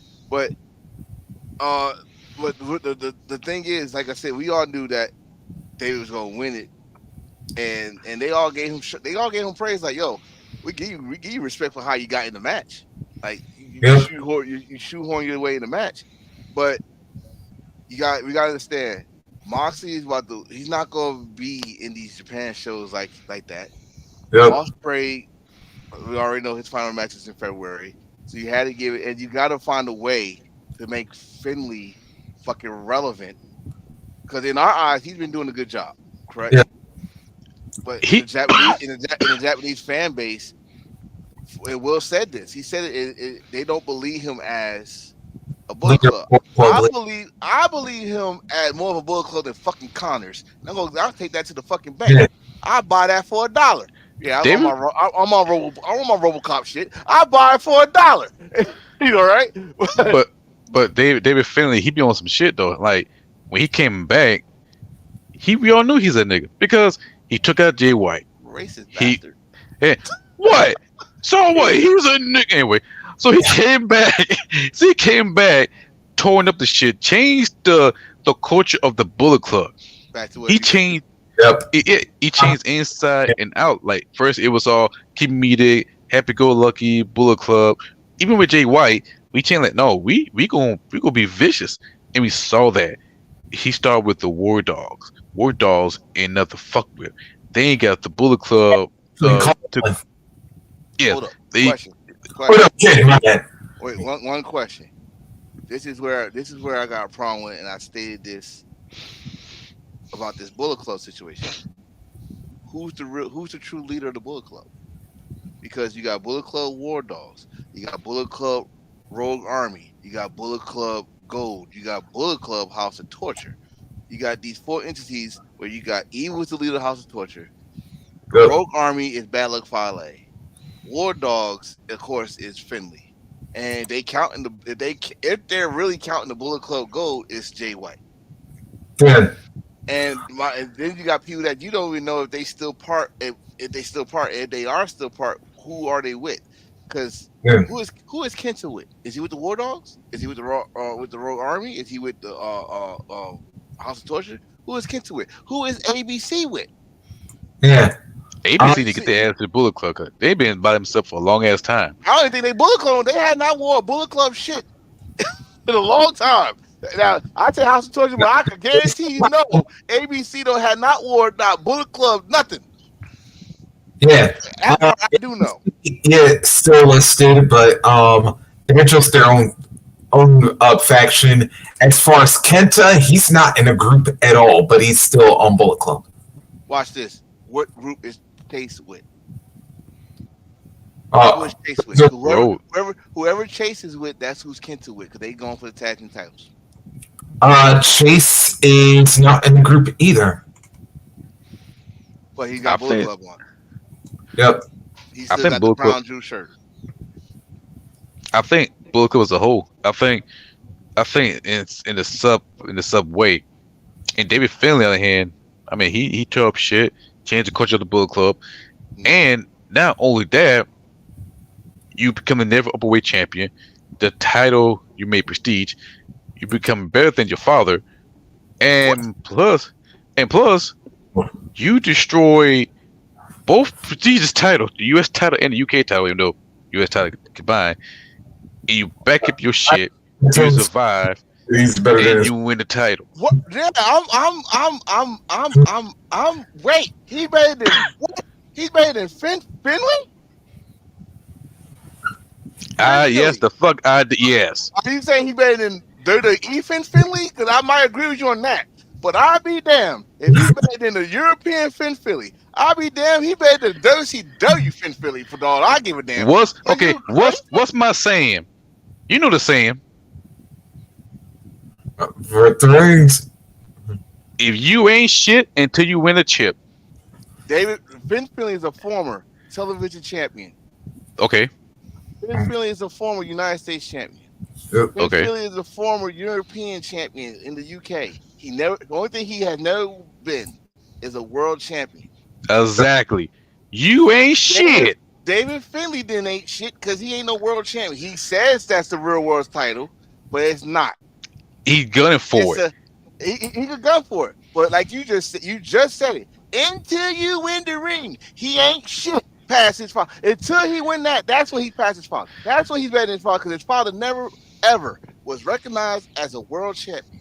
If he wins the world champion, which I'll tell you right now, they're working at that.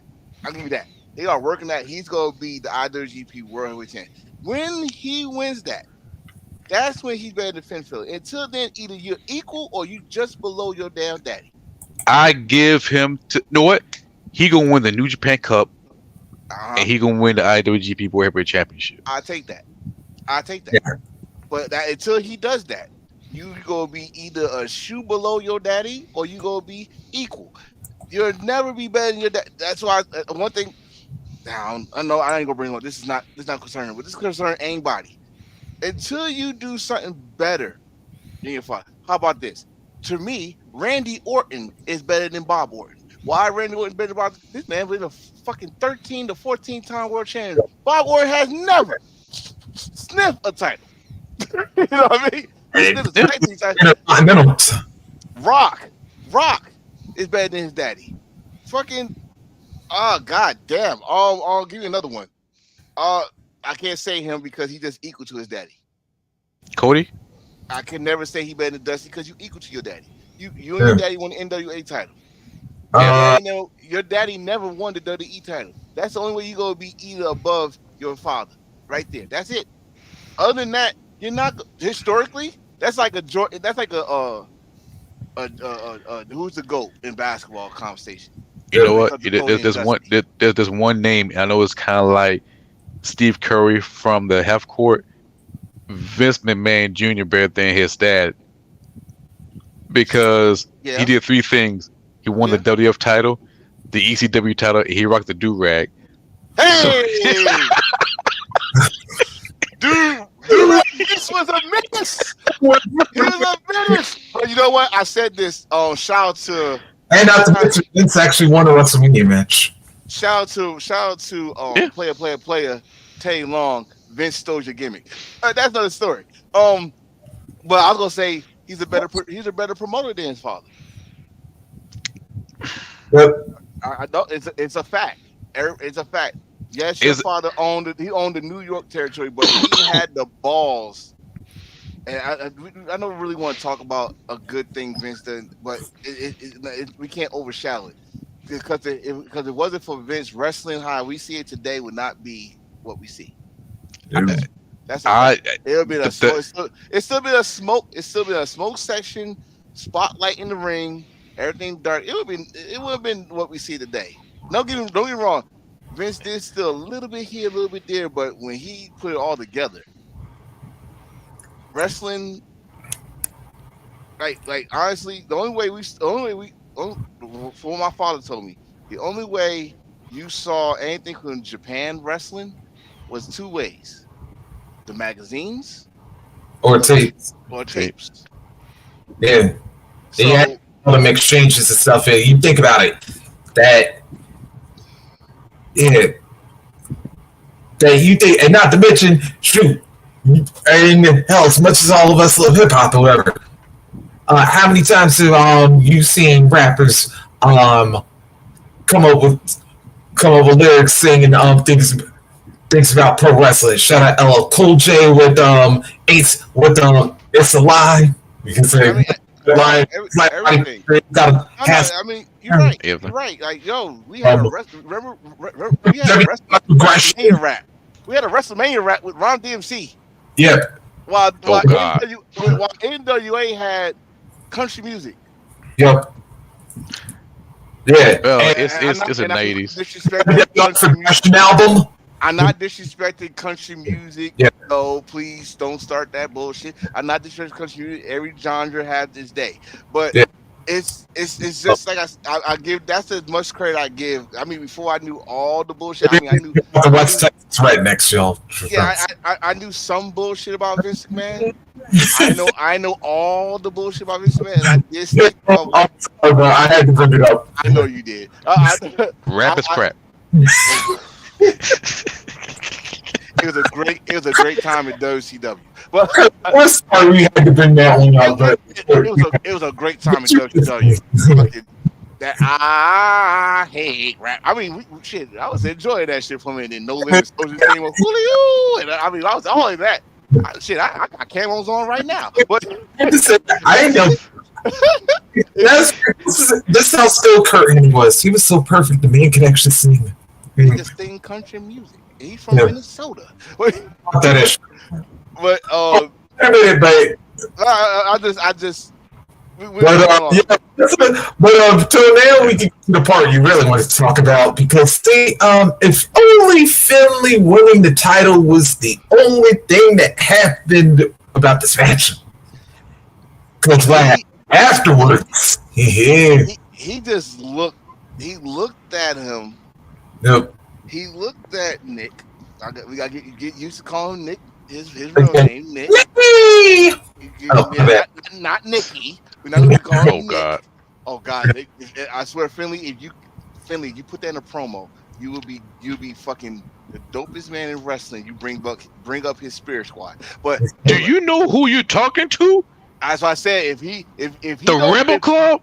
If he don't bring it up, then I'm losing much respect, because that is an alley-oop slam dunk right there waiting to happen. But if he don't even just say, he don't have to bring it up. Just call his name like that.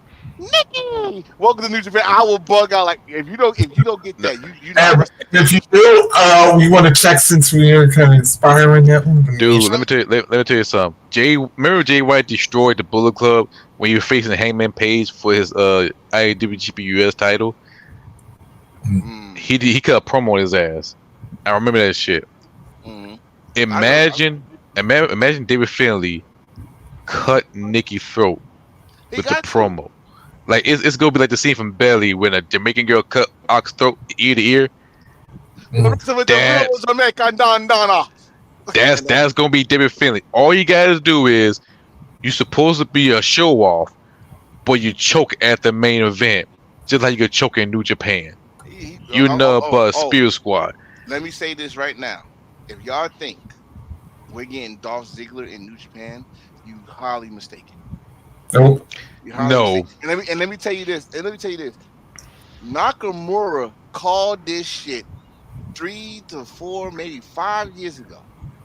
When did he come to the main roster? When did Nakamura come to the main roster? It was after 33. Yeah, after WrestleMania 33. So. He came on Talking Smack. He even said, Dolph Ziggler will be a perfect fit for New Japan. Which everybody thought that Dolph was leaving, because that's what he's doing, the little I'm too good for this shit, and the musical I can't and all that shit.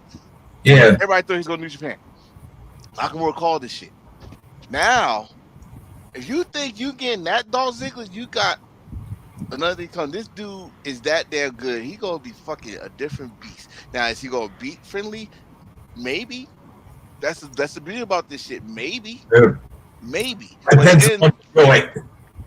see, the thing is, everybody said this is just a drop before he comes to AEW.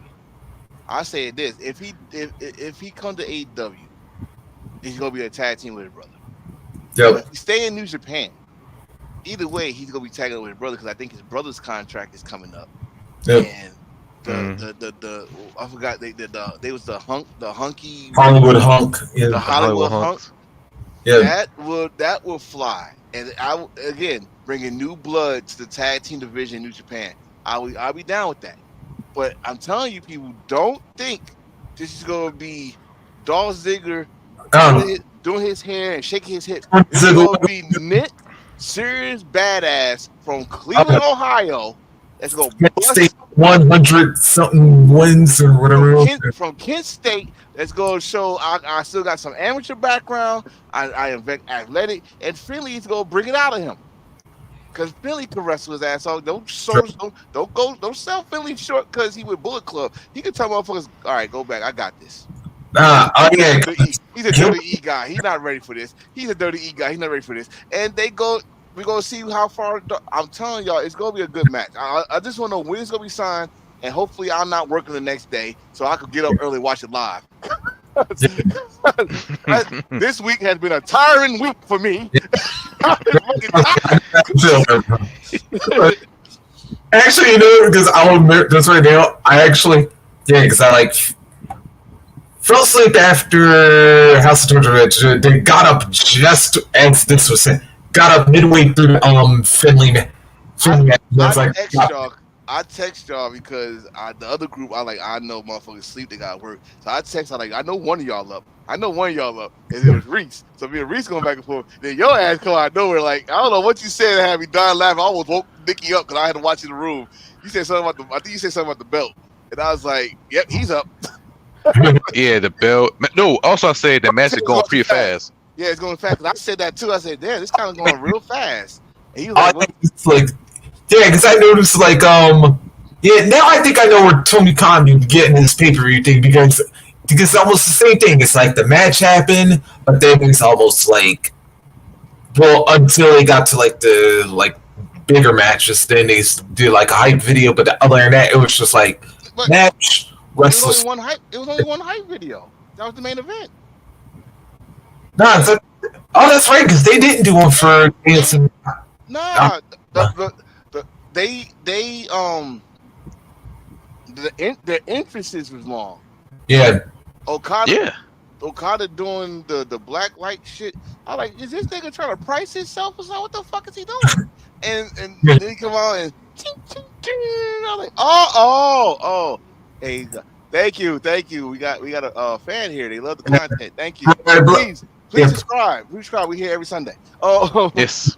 So I'm liking. I like Okada, but I really like Bryan's entrance. Oh yeah.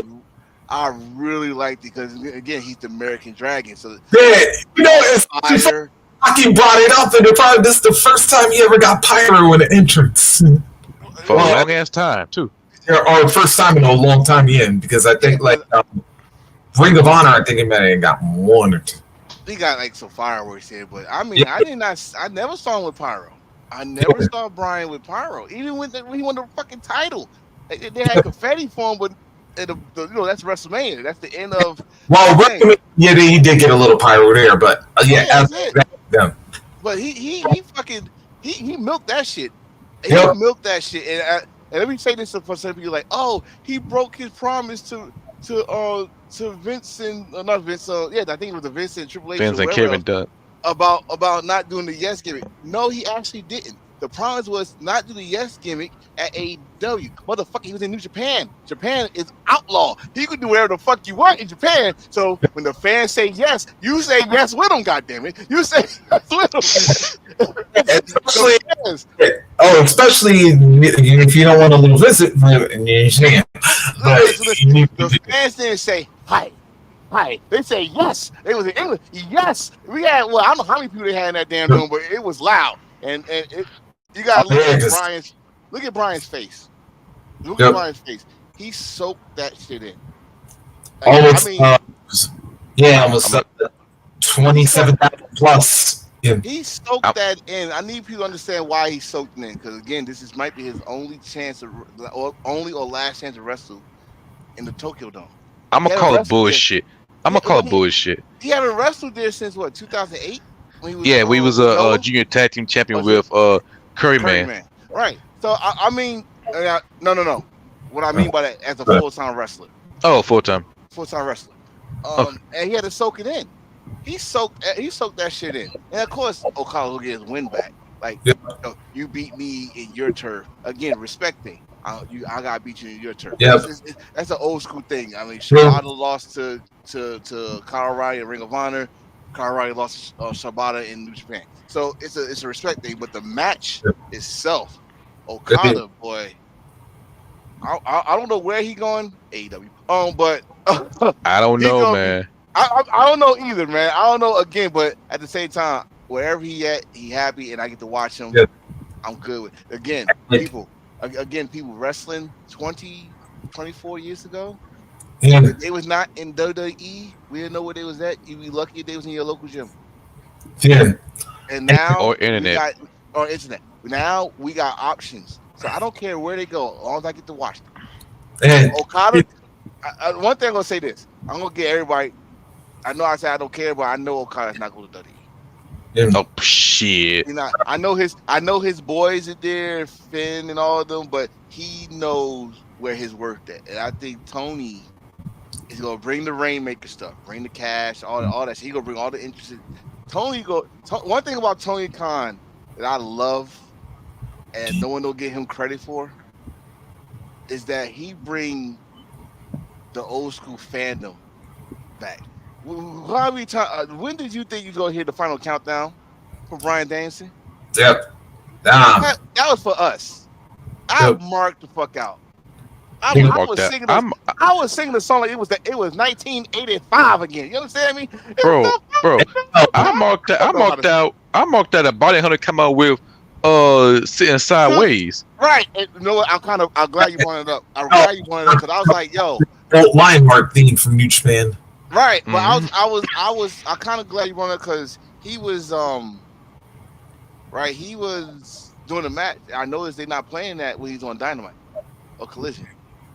So was that just a Ring of Honor thing? Was that one time? Because I think he got some type of contract with the company that he's cool with them. He got permission to use that as a theme song. Mhm. They don't have an okay with that. Am I missing something? For whose team? For Still Tipping with Brian Keith. I think it's a here and there kind of thing, but it's back to Wrestle King. Yeah. I love the match.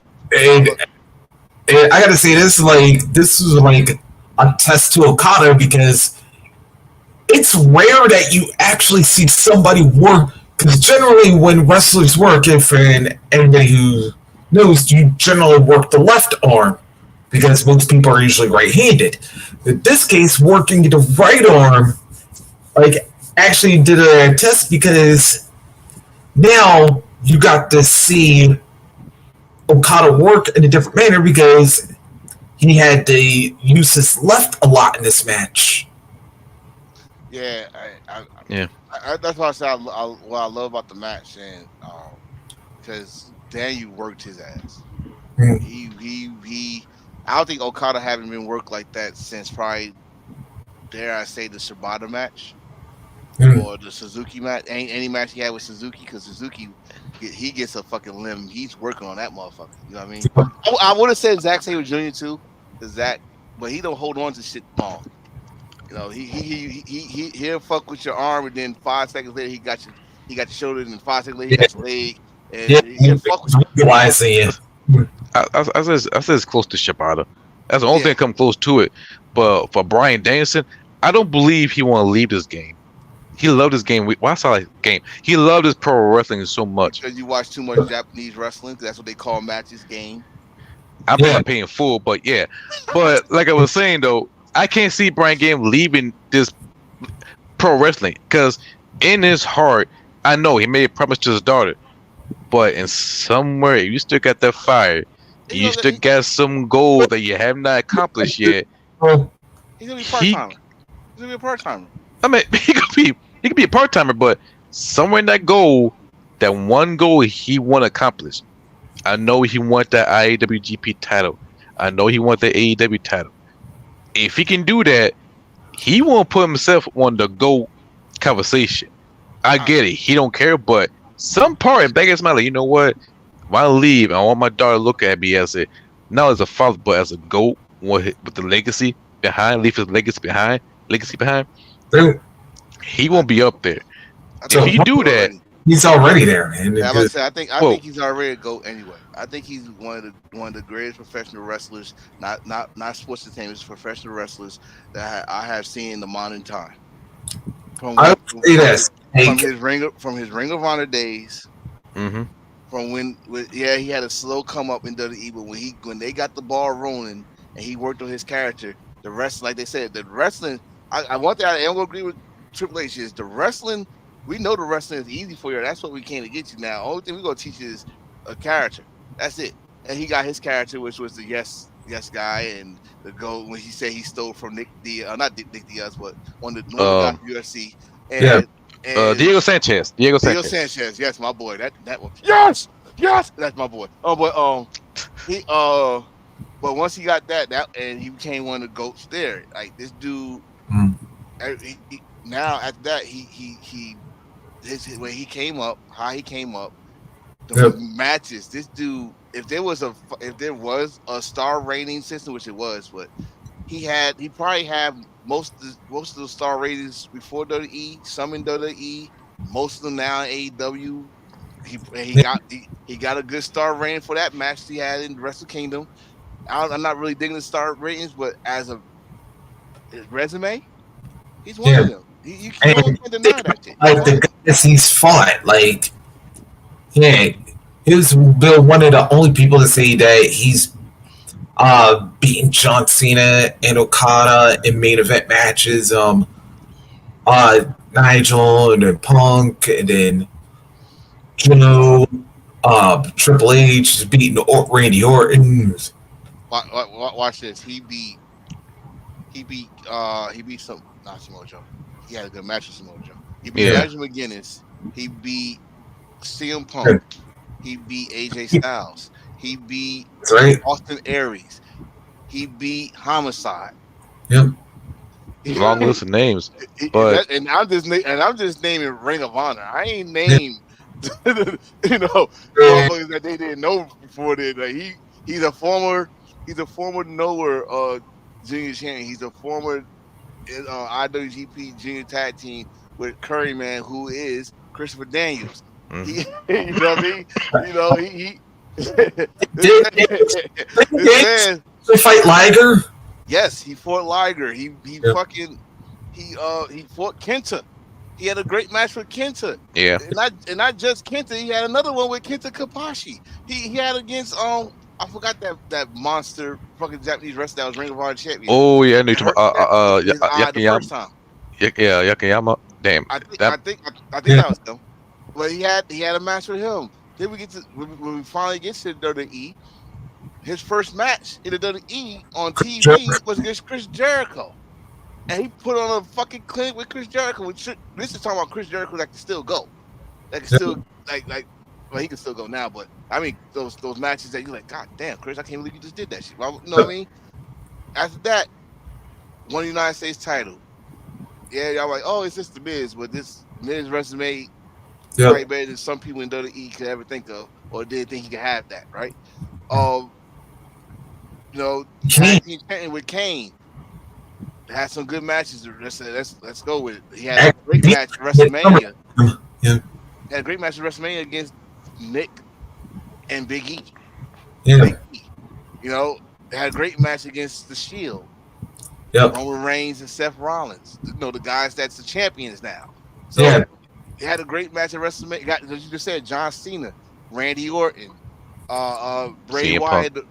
Bray Wyatt, the Wyatt family, CM Punk, Sheamus.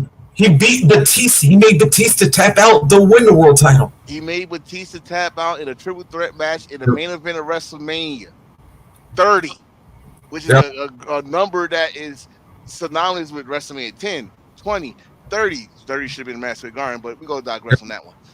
This man beat AJ Styles with WWE title, turn heel, turn the belt to goddamn the hip belt. a wood shop fucking title, and That's the best run. And that was a good run.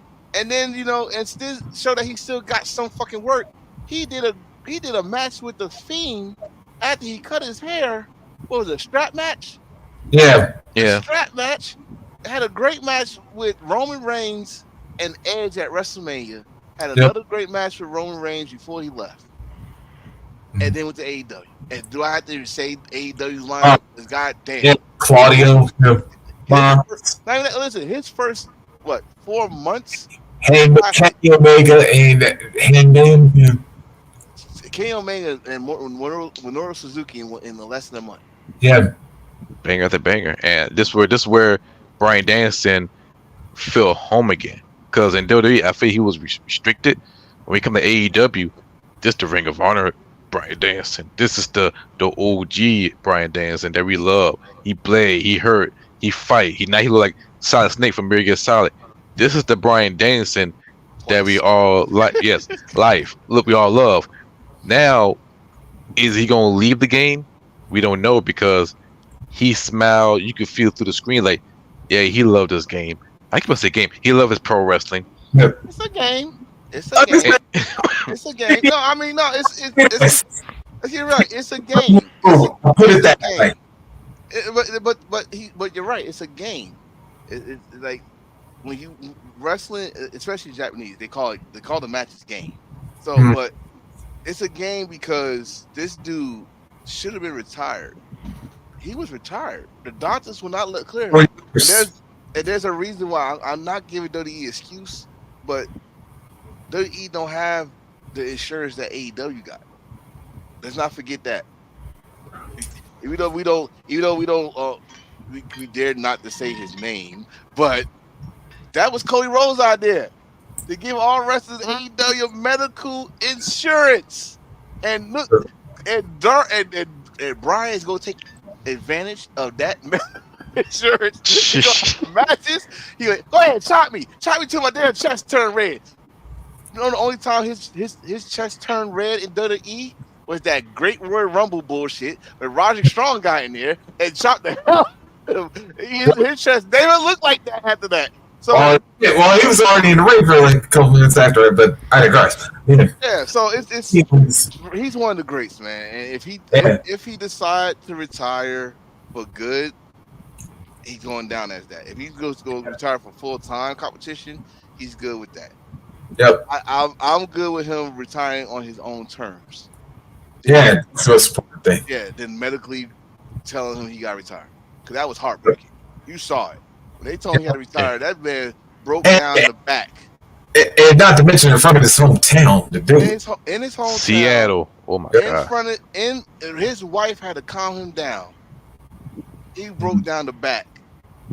John Cena had to calm him down. Miz had to calm him down. Like, yo, all right, you still family. We gonna have something for you to do. He didn't want to hear that shit. He want to wrestle. Yeah.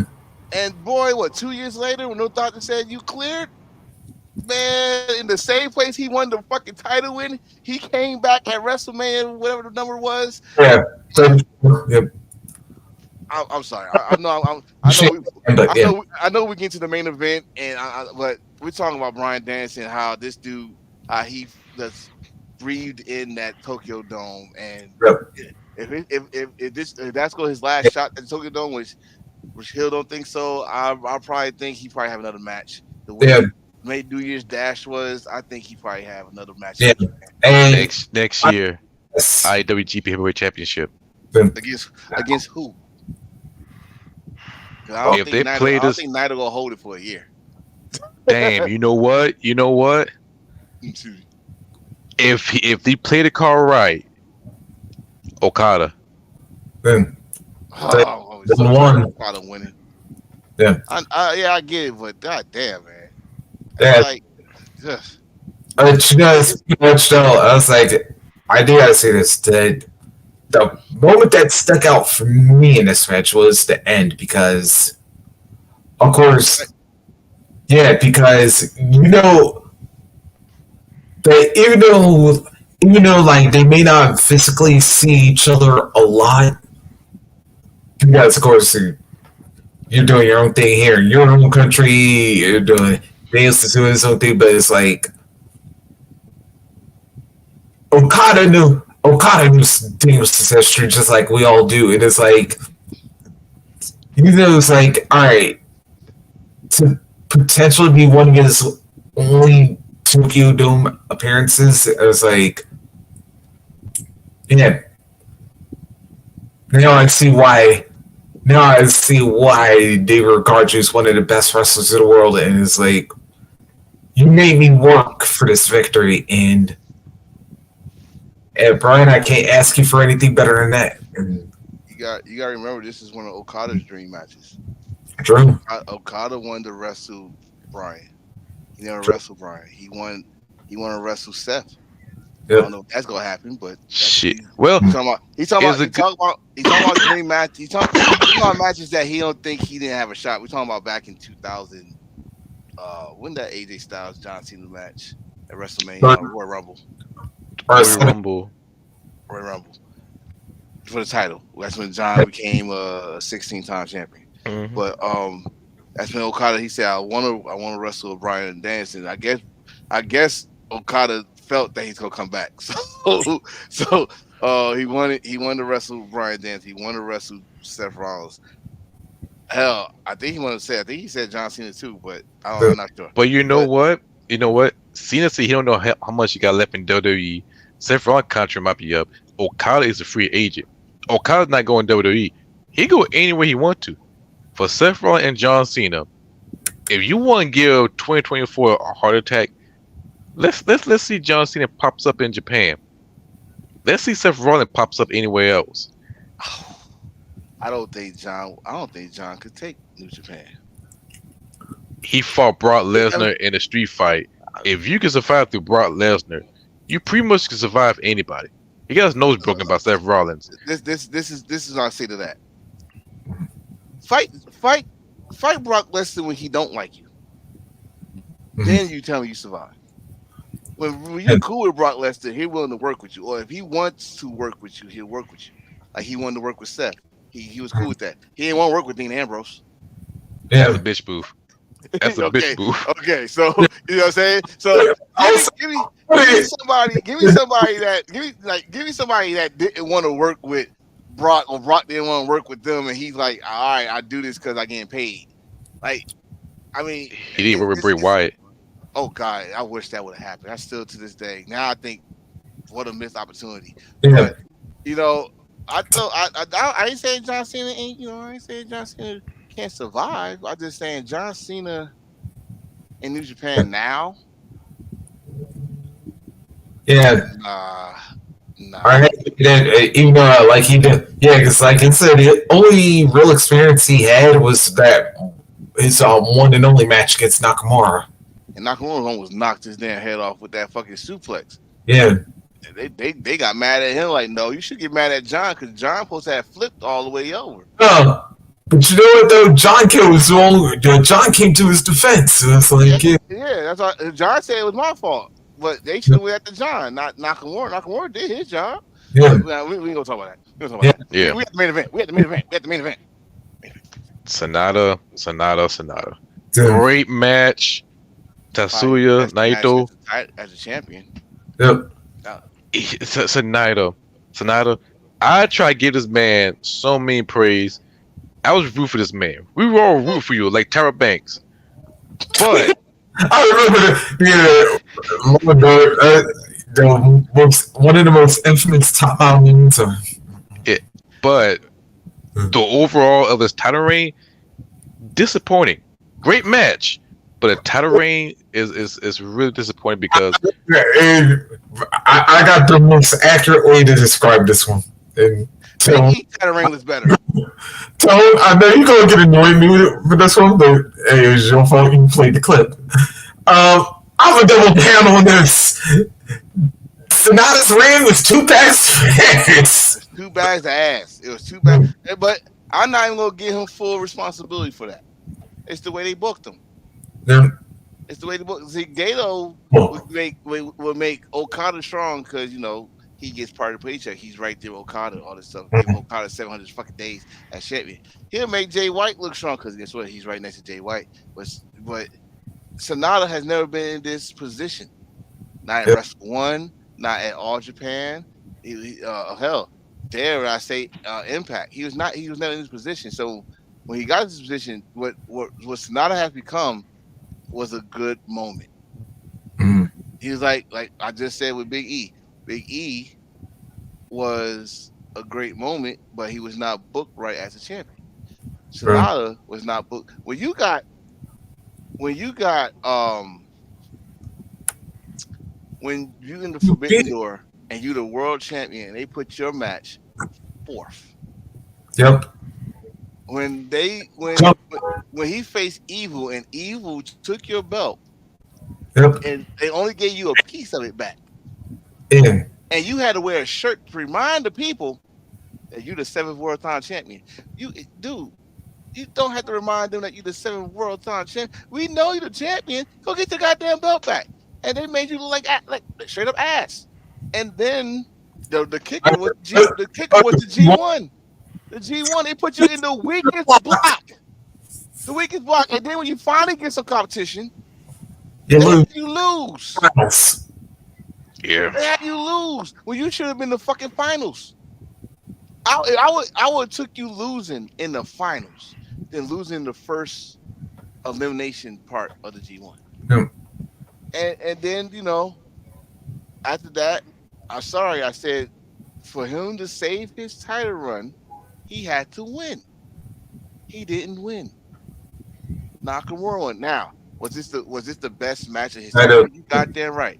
This was the best title that Naito brung it out to you. This was your best title match. And even in losing effort, and what saved your grace with that crowd was you came back and saved Naito's ass. So we had to go through the same bullshit that he came through his roll call. That was destiny. And damn it, I said it before Hill said it. I'm gonna say it again. He finished his story before Cody, and that was a 10-year story. Wait, hold on. I gotta slightly correct you on that one. It was Destino. It was that. It could be Destiny. It could be a fantasy island. It was. He finished his story. Okay, 10 years. It was what? 10 years? 10? Oh, 10 years. We had to wait. We had to wait 10 years to hear that roll call in the Tokyo Dome. 10 years. Yeah. 10 years. Too long. Too long. 10 years too long. We had to hear that damn fucking roll call, and we got to hear it all busted up, bloody, but he still said it. God damn it, he still said it and put his hat back on proudly, and I'm happy for him. Now, 2024 is the year of stories. You know what? Actually, the point I gotta bring up real quick, and I didn't think about it until especially at the end, it made it really prophetic. Did you notice that when they brought up the only people Sonata had lost to in the entire run was everybody who knew how to push his buttons? And I was like, shout out Chris, Rocky for bringing that up. It was like, because Evil, Cena, and then Naito, and I forgot who was the other person they said that had For who? Wait, who? in the year. Was Sonata or Naito? Who beat Sonata within his title run? But it was like, yeah. And it's like, yep, everybody who knows him best and knows how to push his buttons, that's who's beating him. Yeah. That's what happens when someone knows you. Yep. They know how to push your buttons. I get that. But your title reign, bro, I'm not gonna say it's the worst title reign, but it was very disappointing. And the bad thing is, I say this shit. It's like a running gag with Sonata. He was the United States champion. Everybody forgot about that. Mm-hmm. Why everybody forgot about that? Because one, I think he only had one title reign, title defense. Then he got hurt, and then when he came back, you pretty much lost to Will Ospreay. You pretty much they gave the belt to Will Ospreay, but Will Ospreay had to beat you to consider himself a really United States champion, and that's what happened. All right. Uh, only thing you really remember for is winning tag team titles with Evil and Evil. Naito. You I was Yep. mean, you, you was tag team champions with Naito. And the thing I love about the only thing I love about this match, the 18-year story. Like these two both went to the dojo together, and only Naito got accepted. And then they had to go to different parts. They met up with each other again. Naito doing his bullshit shit, but they met up again with each other doing the all together. And then that's when Naito brought him back to New Japan. Like Sonata's the way Sonata had to come to New Japan was thanks to Naito. They was stuck to each other's hip. And if you think about it, Sonata again had to thank Naito because you got to experience something that Naito had to wait for. And Naito brought you to the dance. You got to main event the Tokyo Dome. Where Naito, when every time he got the main event before the last time, was he had to share the fucking spotlight or someone took it from him. Yep. So I love the match. I love that it's like I said, Sonata's best match during his title run, but the right man won. The only thing now is what's next for Naito. Well, I think we already got one answer to that. Evil and Sonata. Well, no, Evil is going against Tamatanga. After he cut my man Fro. He cut his curls. He Yeah. cut the curls and had a handful. He had a fro in his hand. He had a fro Let's see. in his hand. So it was not. I'm sorry, that disrespectful. It was like that. Well, you could go back to get a little patch hair like Steve Harper, but bullshit. Bullshit. Yeah. Doing that. I don't know. It can't be Sonata. It'd be too early. I'm going to have to say it's got to be somebody rival or somebody from Noah.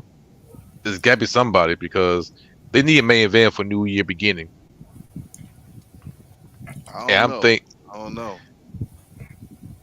know. Or a free agent. I gotta go back and watch New Year Dash.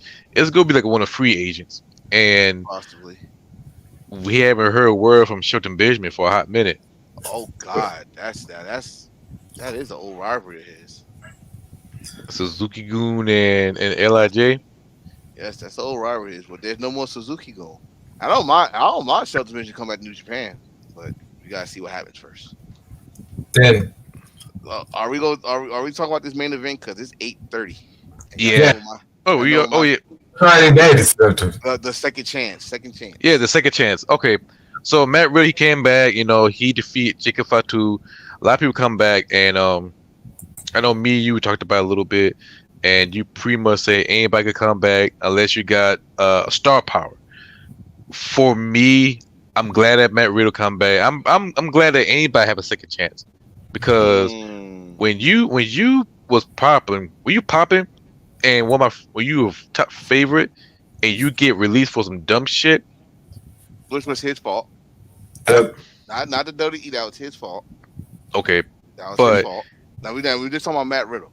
Riddle. No one told his ass to come to airports drinking and harassing fucking stewardess like he's fucking Ric Flair and shit. No one told him to fucking be taking penis pictures and sending them to these damn women and think they're not gonna post them like look at little weenie and all that shit. No one told you. No one told your ass to be fucking doing the nose candy and think that he was not gonna fucking catch you. But this is what I say about that. When I said, let me correct myself or correct how I'm saying this. If you still got some star power, you will get work. You will get work. It don't matter what you did. It seemed like it. Because we named Matt Riddle, but Matt Riddle didn't really. He just did that to himself. He didn't really do nothing that was like where he get blackballed like Patrick. You know what I mean? That's another name. That's another name, right? See, he did now. Like when it comes to Marty Scurll, this is where I think I'm gonna job you watching. I'm 100% with you on this one. It's kind of like it's disgusting, but it was fucking legal. where he was at. It's disgusting as shit. You was fucking with a teenager, a 15-year-old. Yeah, it was consent because it was legal there, but we don't. It's this. Go ahead. No, it's this right here. The fucking platforms and shit where something happened the same weekend to Chris Jericho, and y'all blew that shit out. This fucking Nick guy said one thing the night of the pay-per-view, and we talked about this last week, but I'm still pissed off by it. But this is what happens. We don't know shit. It takes that one person on a social media platform, and then the domino effect happens. We got CBC, and the shit like that happened. Like, not only that, it happened. It almost remind me of the Speak Out movement bullshit. Yeah. When Me Too movement, whatever that shit was. Yeah, because I had to go a little debate with one of my old friends in the chat room back in the day. Yeah, one of my favorite wrestlers, Will Ospreay. I'm like, dang, we just got wrestling back. Now you want to put Ospreay name? No, where's the receipt? If you get mad, man, wait a minute, you can't mad because you can't get upset because that's somebody like that. No, fuck all that. Where's your receipt? And then next you know, Will Ospreay got the receipt, and now everybody got quiet. This is the reason why people deserve a second chance. Like Tessa Blanchard. Yes, I get it. She did some fuck shit. Yes, she said some N-word, but that was in the past. I do believe people change. Let's go to one of the greatest examples of all time when it comes to people who've like screwed up and got their chances. Don't say Terry. Please don't say Terry Bollea. Oh. Don't say Terry Bollea, because that fucks up my whole childhood, my whole experience, and I'm gonna go to somebody I'm gonna go to somebody who's known for being a real jagoff. Well, before you do that, let me say this about that conspiracy about that N-word. I say this once, I say it again, and you can come at me, but it's the truth. If we stop making it fucking cool to say. If we stop making it fucking cool to say and have it on these fucking hip hop artists and say, oh, and then you say the most, yes, Ice Cube, I'm coming at you. Say the most stupid shit, talking about, oh, we took ownership of that word. We took ownership. You can't say it's ours. No, it's still me in it. It's still me. Oh, so you said, oh, when you say my nigga, you said, oh, that's my ignorant friend. He's stupid. No, if you make it cool to say, they think it's cool. Think about this. When Kendrick Lamar let his fans come and rap his song, and he had that one white girl come out and rap his song, and she said every word for word. You want to stop? You want to take the microphone from? No, motherfucker. You said it on the song. She loved the song. Let her say it. Let her say it. You didn't tell her to say, "Oh, this is the uncensored version." So you get your beep yourself. No, you let her sing it. That's what she bought the ticket to hear the song anyway. So my thing is, we get mad about this shit. Now, this is where I go off that to go here. Now you say it in the contents of a racist manner, like Tessa Blanchard got accused of, like Hulk Hogan was videotaped the audio of, like everybody know Ole Anderson is, her stories of Ric Flair is by Tay Long and stuff. Yeah, you need to be dealt with. I know Teddy dealt with her because if y'all watched that match at Halloween Havoc when the Horseman Doom was fighting, Teddy just like popped this. That slapper, that had some intent. Oh yeah, he meant that shit. Oh, wait, you tell me I got an opportunity to smack you? Oh, you think I forgot about 1986? I'm winging this shit back all the way back to the rivers of Mississippi. Taste out your mouth. You know what I'm saying? I'm gonna knock the blind out your head. I'm gonna smack you. I'm gonna smack your ass so hard your teeth go straighten out. I mean, on the real Space Mountain. Well, listen, man. It's some receipts. It's some receipts that happen.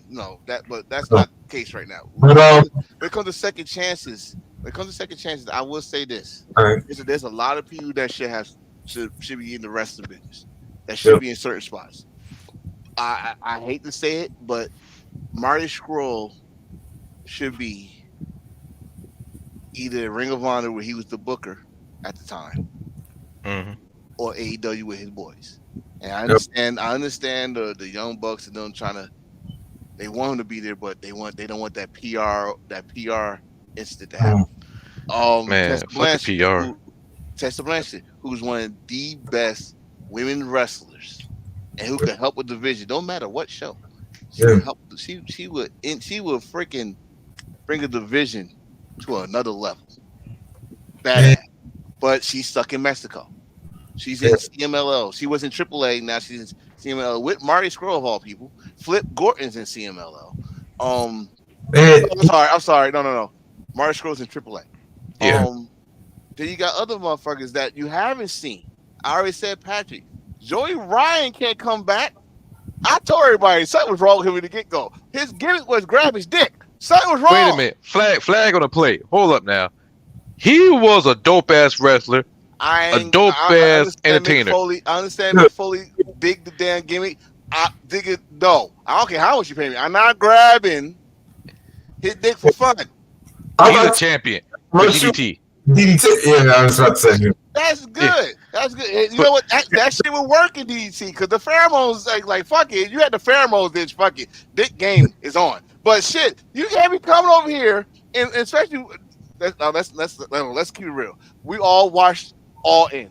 We all watched the first one when he had the fucking the Grim Reaper dicks walking out and shit. He came back from the dead and shit and all that shit. We all saw it. That shit flew for one show. He was not going to do that in Impact.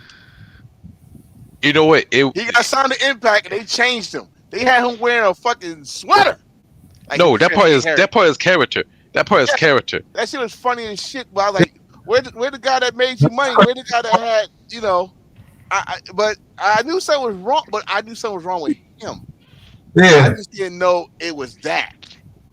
Yeah, I'm about to say that. I was like, yeah. And I was about to say, and then on top of that, then you had the man working at Disneyland. Y'all fuck up that man's job at working at Disneyland. No, sir. I didn't even know he was working to this fan took a picture with him and said, wait a minute, he used to wrestle. He's going, instead of being like honest, he gonna lie and say, nope, that wasn't me, because he told Disney Shaggy, it wasn't me. He told Disney his real name. I thought his real name was Joey Ryan, but it wasn't. And they like, wait a minute, you are the guy. We can't have that. This is a family. This is a family environment. We can't have that. And you guys from the wrestling? No, it wasn't. Right. So and then I'm talking. Now I'm gonna talk about people that we haven't seen. Period. When the last time y'all saw Travis Banks?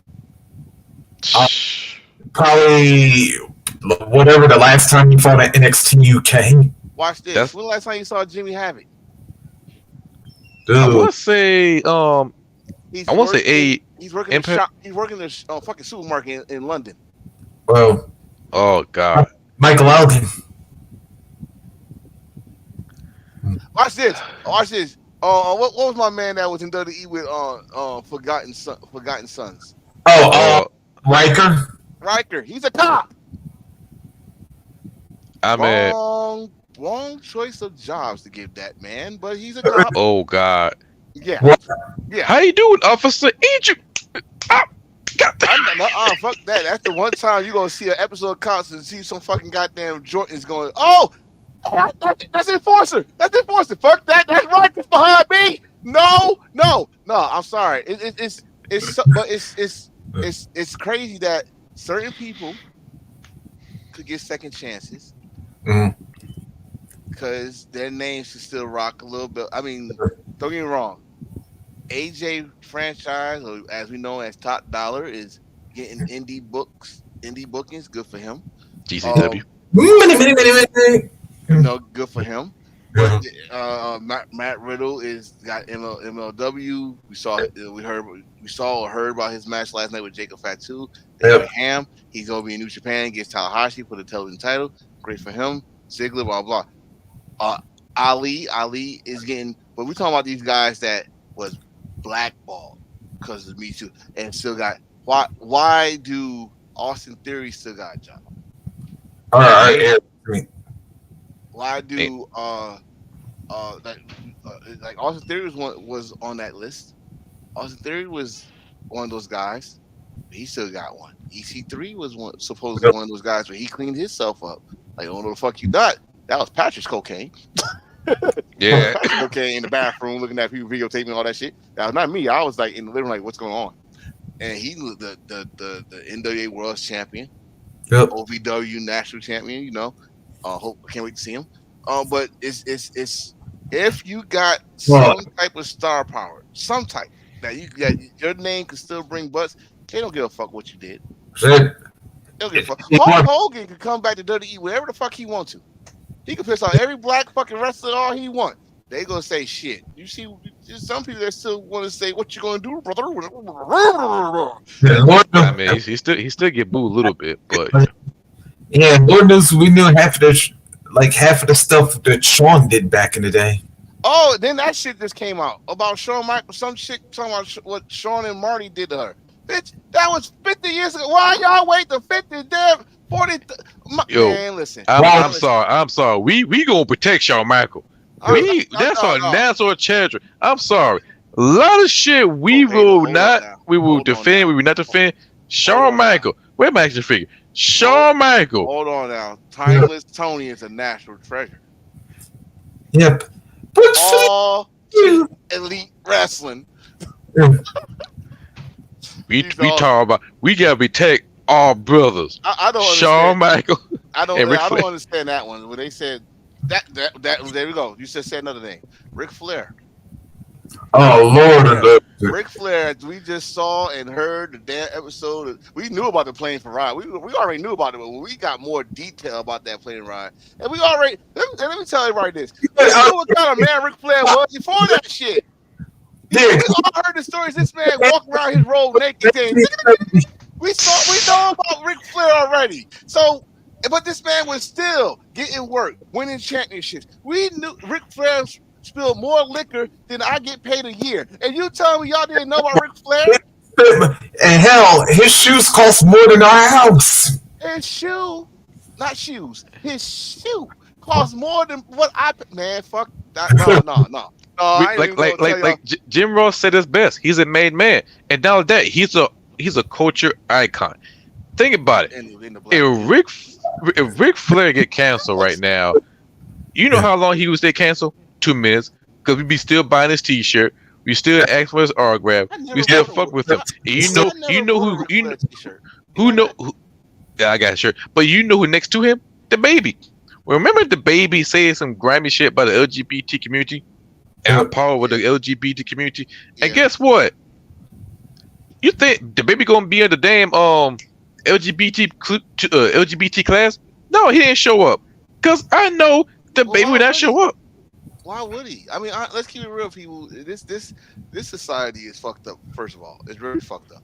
But y'all hurt because of what he said. But did he really do anything to hurt y'all? Like people, like these knuckleheads out here do. Like honestly, don't put him in the same light as that motherfucker. I don't want to bring it up. I really don't. But I want to put it side by side. Y'all go put the Baby situation, what he said, compared to what that motherfucker did in Florida. No, we're not doing it. He said what he said. You don't like it, cool. Don't like it. You don't have to buy his shit. You probably was a fan of his shit anyway. But don't compare it to that. What that motherfucker did is disgusting and fucking wrong, and I hope he is under the jail. This dude said what he had to say. Cause trust me, I know at Hill or Chris or my uncle or somebody family member that y'all got. I know it, I hear it. Y'all be saying some fucking funny ass shit about these motherfuckers. And I don't want to sound like what y'all see how someone dressed. Oh, that's the end of that shit. They won't wear those clothes ever again. Oh, I won't wear that. All you got here. Oh shit, I can't wear that. You know what I mean? So it's the way of life, man. I'm not defending the Baby. Let me just say that, not defending them.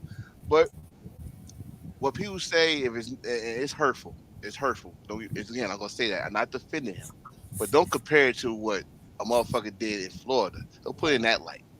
And say he's a fucked up individual for what he said. Because we heard, especially, we probably heard something worse that was never, that was never documented. We probably heard something worse and probably wanted to fuck them up. Jerry the King Lawler. Jerry the King Lawler. Him against Goldust in the King of the Ring tournament at Raw's War. He cut that promo. Yep. I go further than that. When he called Honky Tonk Man his cousin a faggot. Yep. I'm gonna say it just how he said it. And y'all still, yay, he's the king. Oh, wait a minute. I remember.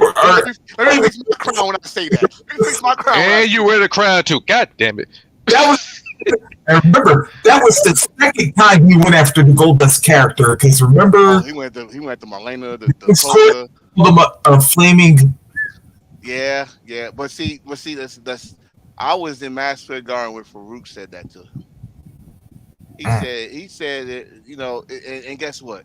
Farouk is in the Hall of Fame. I was, like I said, Ole Anderson, Hall of Fame. Ole Anderson was a known bigot. I mean, and it's people, like I said, you gotta have you wrestling fans are very weird. Yeah.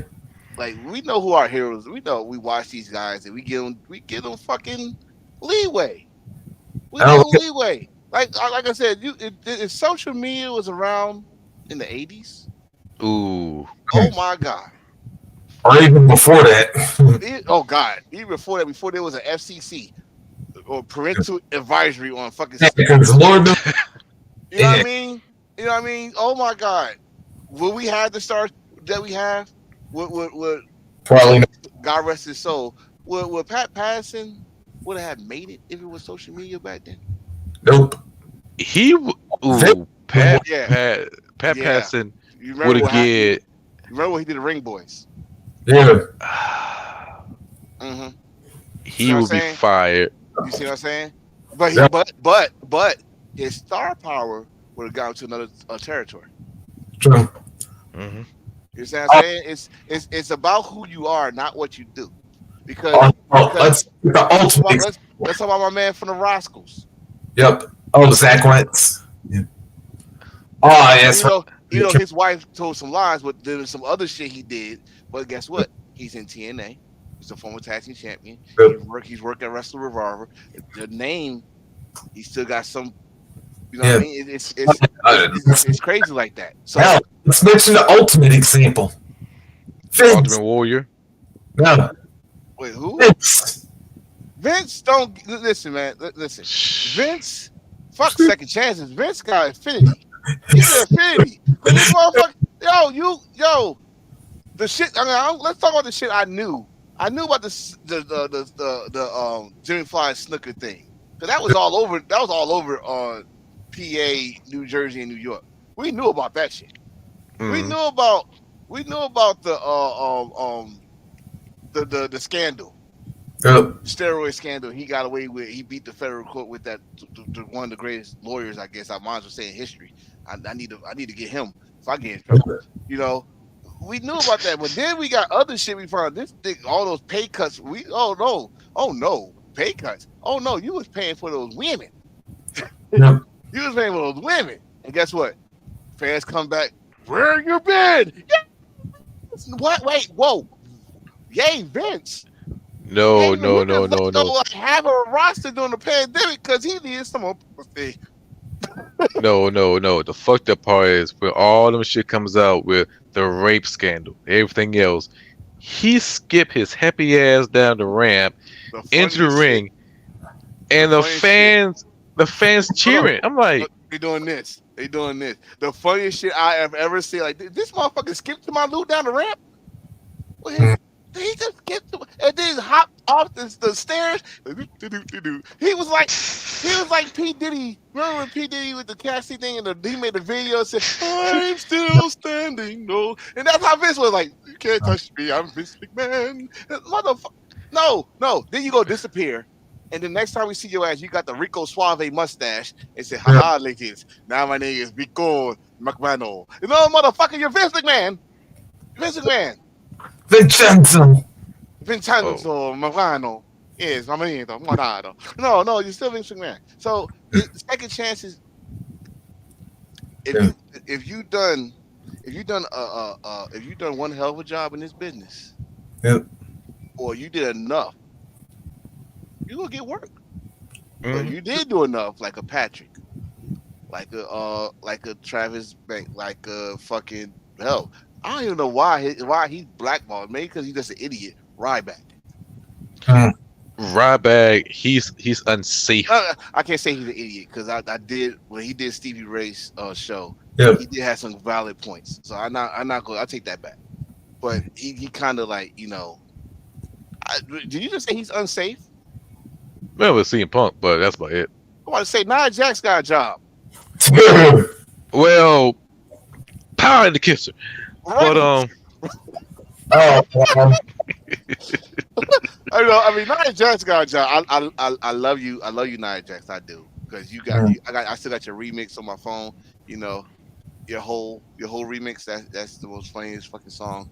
It brightens my day. But she got a job, and Carrie Sane is back in that company. I know she is free. She is happy she's on SmackDown. Yep. But they gonna meet each other in the Royal Rumble. As soon as they see Kyrie go like, fuck you, I'm rolling the ring. Get her out the ring. Nope. Get her out the ring. I eliminate herself before Nia comes in. You hear she like, nope, get her ass out this ring. I know the spot. I'm not doing it. Nope. She's in the ring. Y'all remember what she did to me? She flung her little ass around. That's not like bro, let's keep this 100. If Nia Jax wasn't cousins with Rock, she would have been fired. Yep. She would have been fired when she broke Becky Lynch's nose. Yep. no shit. Right? Okay. I'm thinking no.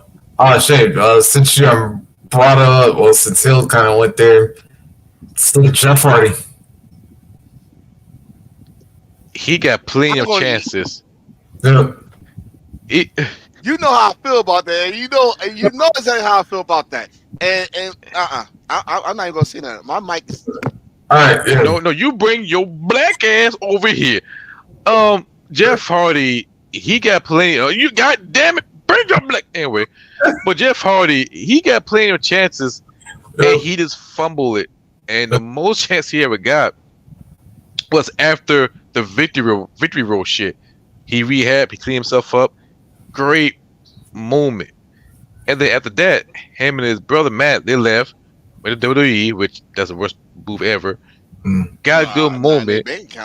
Now their bank account was the worst move. Shit.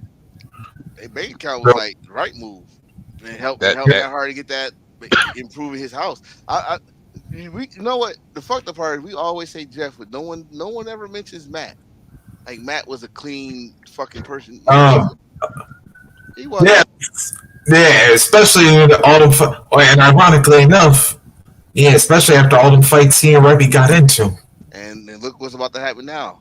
They gonna have to go to some marriage counseling. She's not feeling it right now.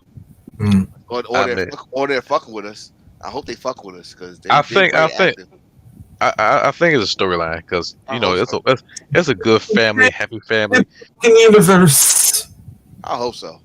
Hey man, I we gotta get out of here. It's 9:00, man.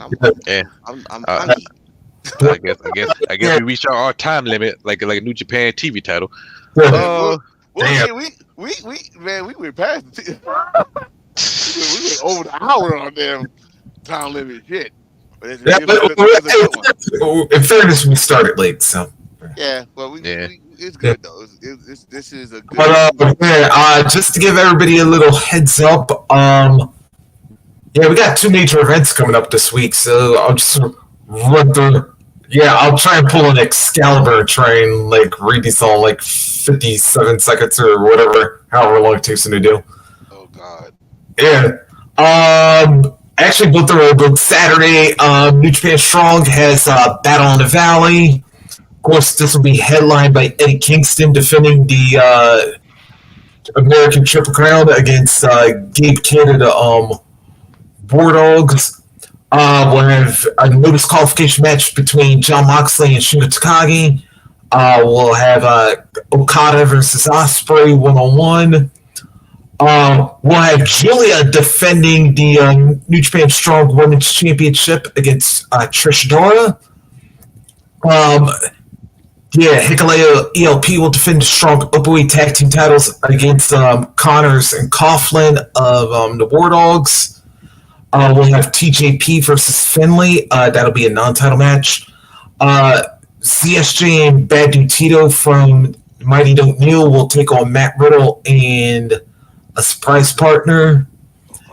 And then in six-man tag team action, Tom Lawler, Royce Isaacs, and Jorel Nelson of Team Filthy will take on the team of Shota Umino, Fred Rosser, and Jacob Fatu. Yeah. Let's see.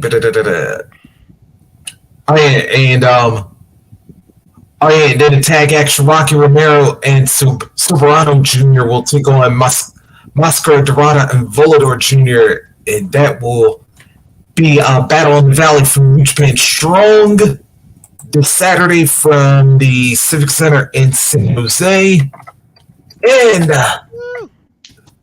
the other card for this week, ladies and gentlemen, they're back. Yeah. TNA's Hard to Kill this Saturday from the Palms Casino Resort in Las Vegas.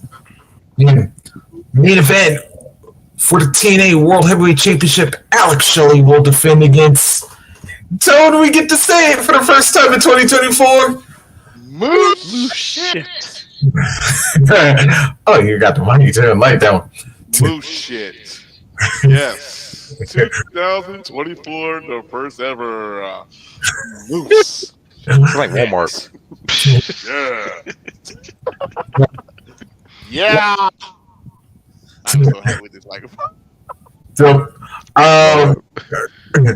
also, we'll have Chris Sabin defending in a three-way match for the X Division title. He'll defend against Kushida and AAA Mega Champion El Hijo de Vikingo.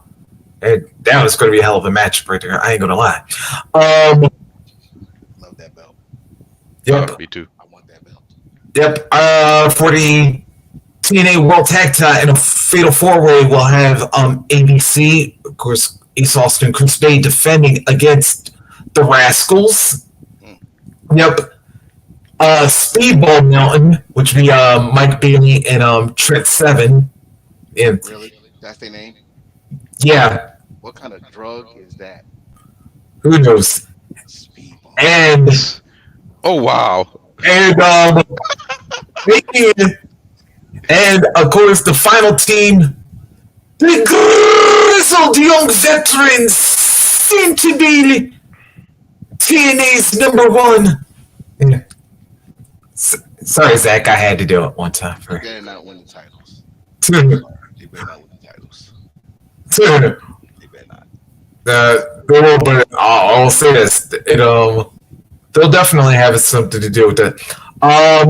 Knockout Championship on the line. Trinity will defend against Thick Mama Pump herself, Jordan Grace. What you call her? Thick Mama Pump.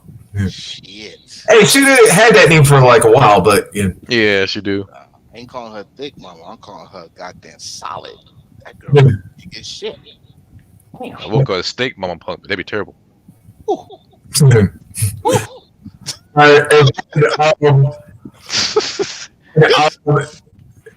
And then in a six-way, we'll have Zaya Brookside, Giselle Shaw, Alicia Edwards, Tasha Steeles, Judy Threat, and Danny Luna in the Ultimate X match, where the winner will become the number one contender for the Knockouts Championship.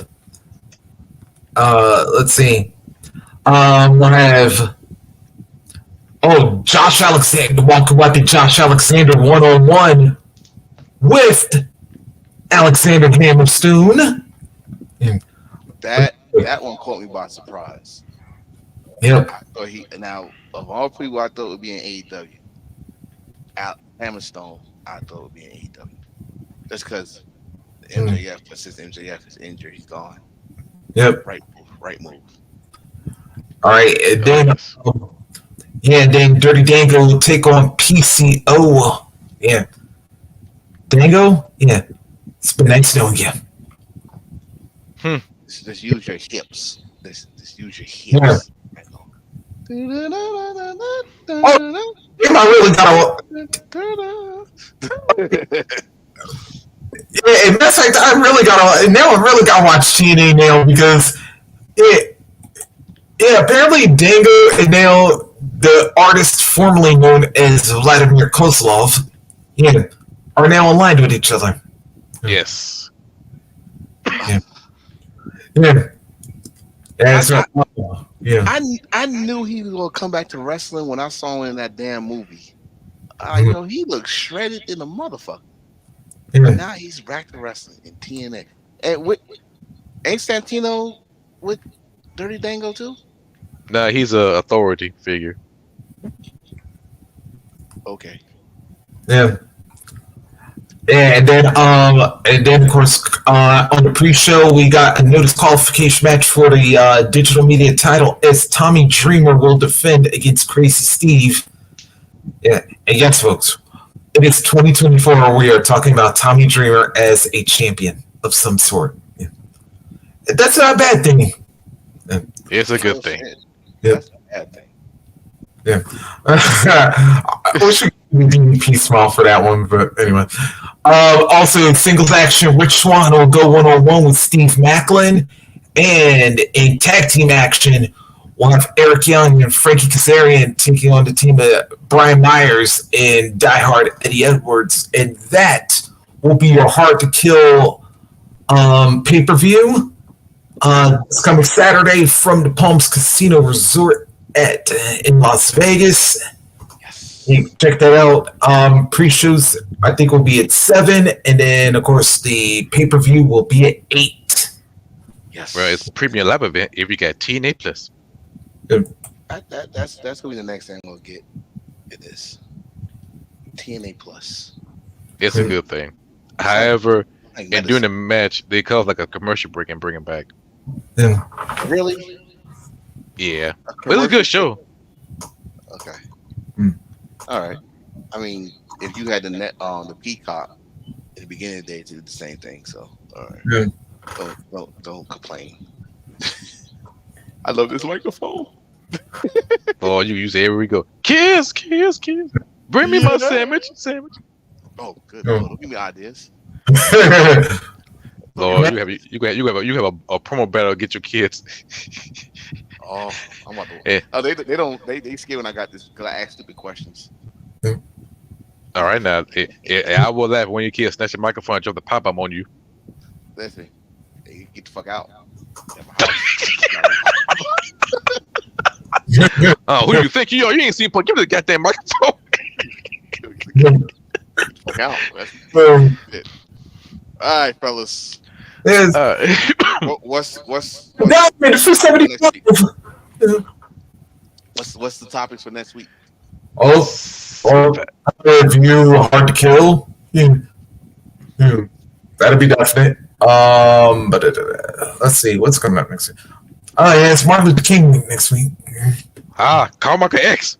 Oh, wait a minute. I might be live at an airport. Oh Lord. I'm gonna be at Newark, New Jersey airport during the show. That's gonna be awesome. Yep. I guess I got hope.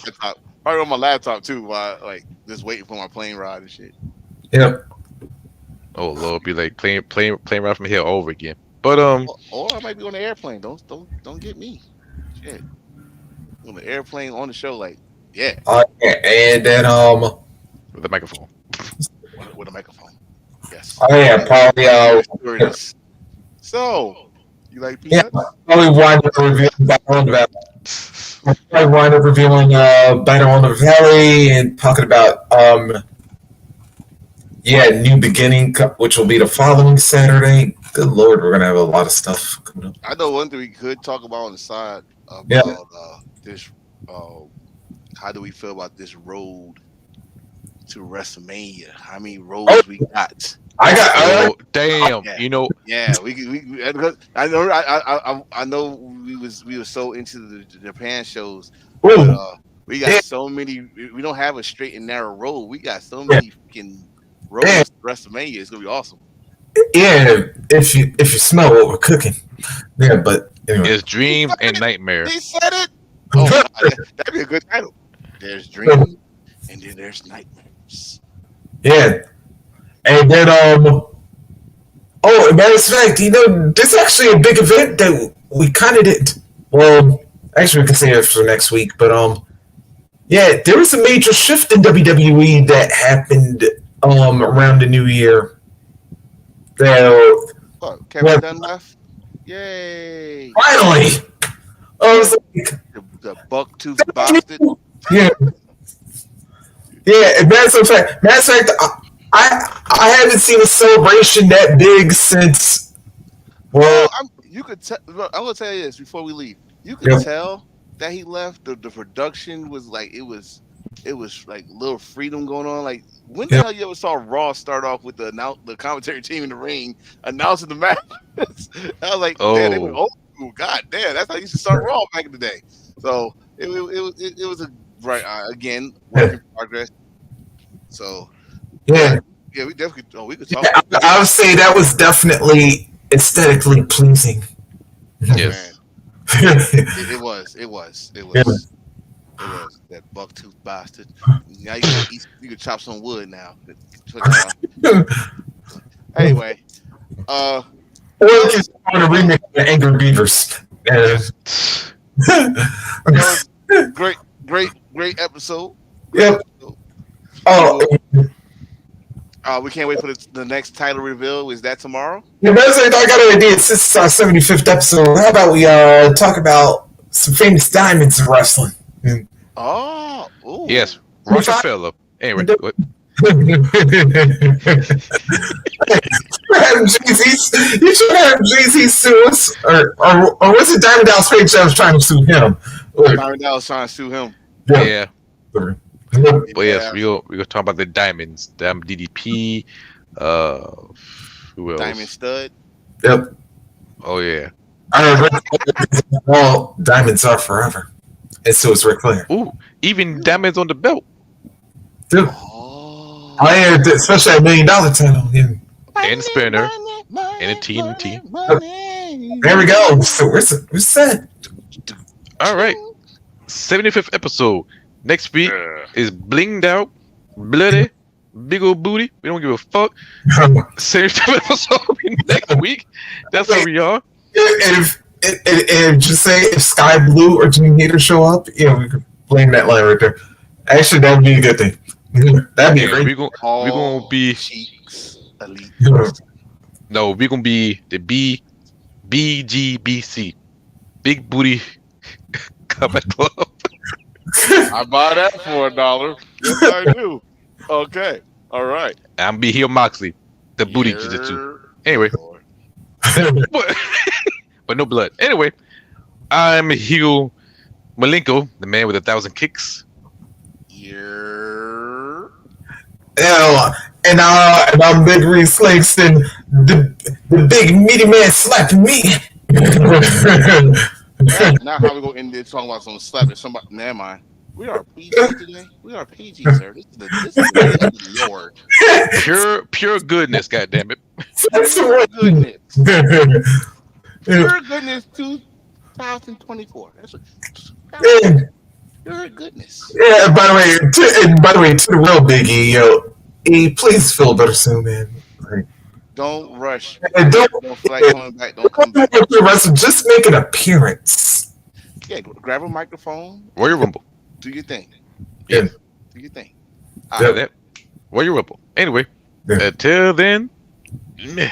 See you guys next time. And always, yeah, embrace the thirst. Monkeys. Sign us off. Oh, yeah, I forgot. Feel everything. Deep. Eh, what? Like deep impact. Pure goodness. Yes. Pure goodness. Yes. That's why we're repeating.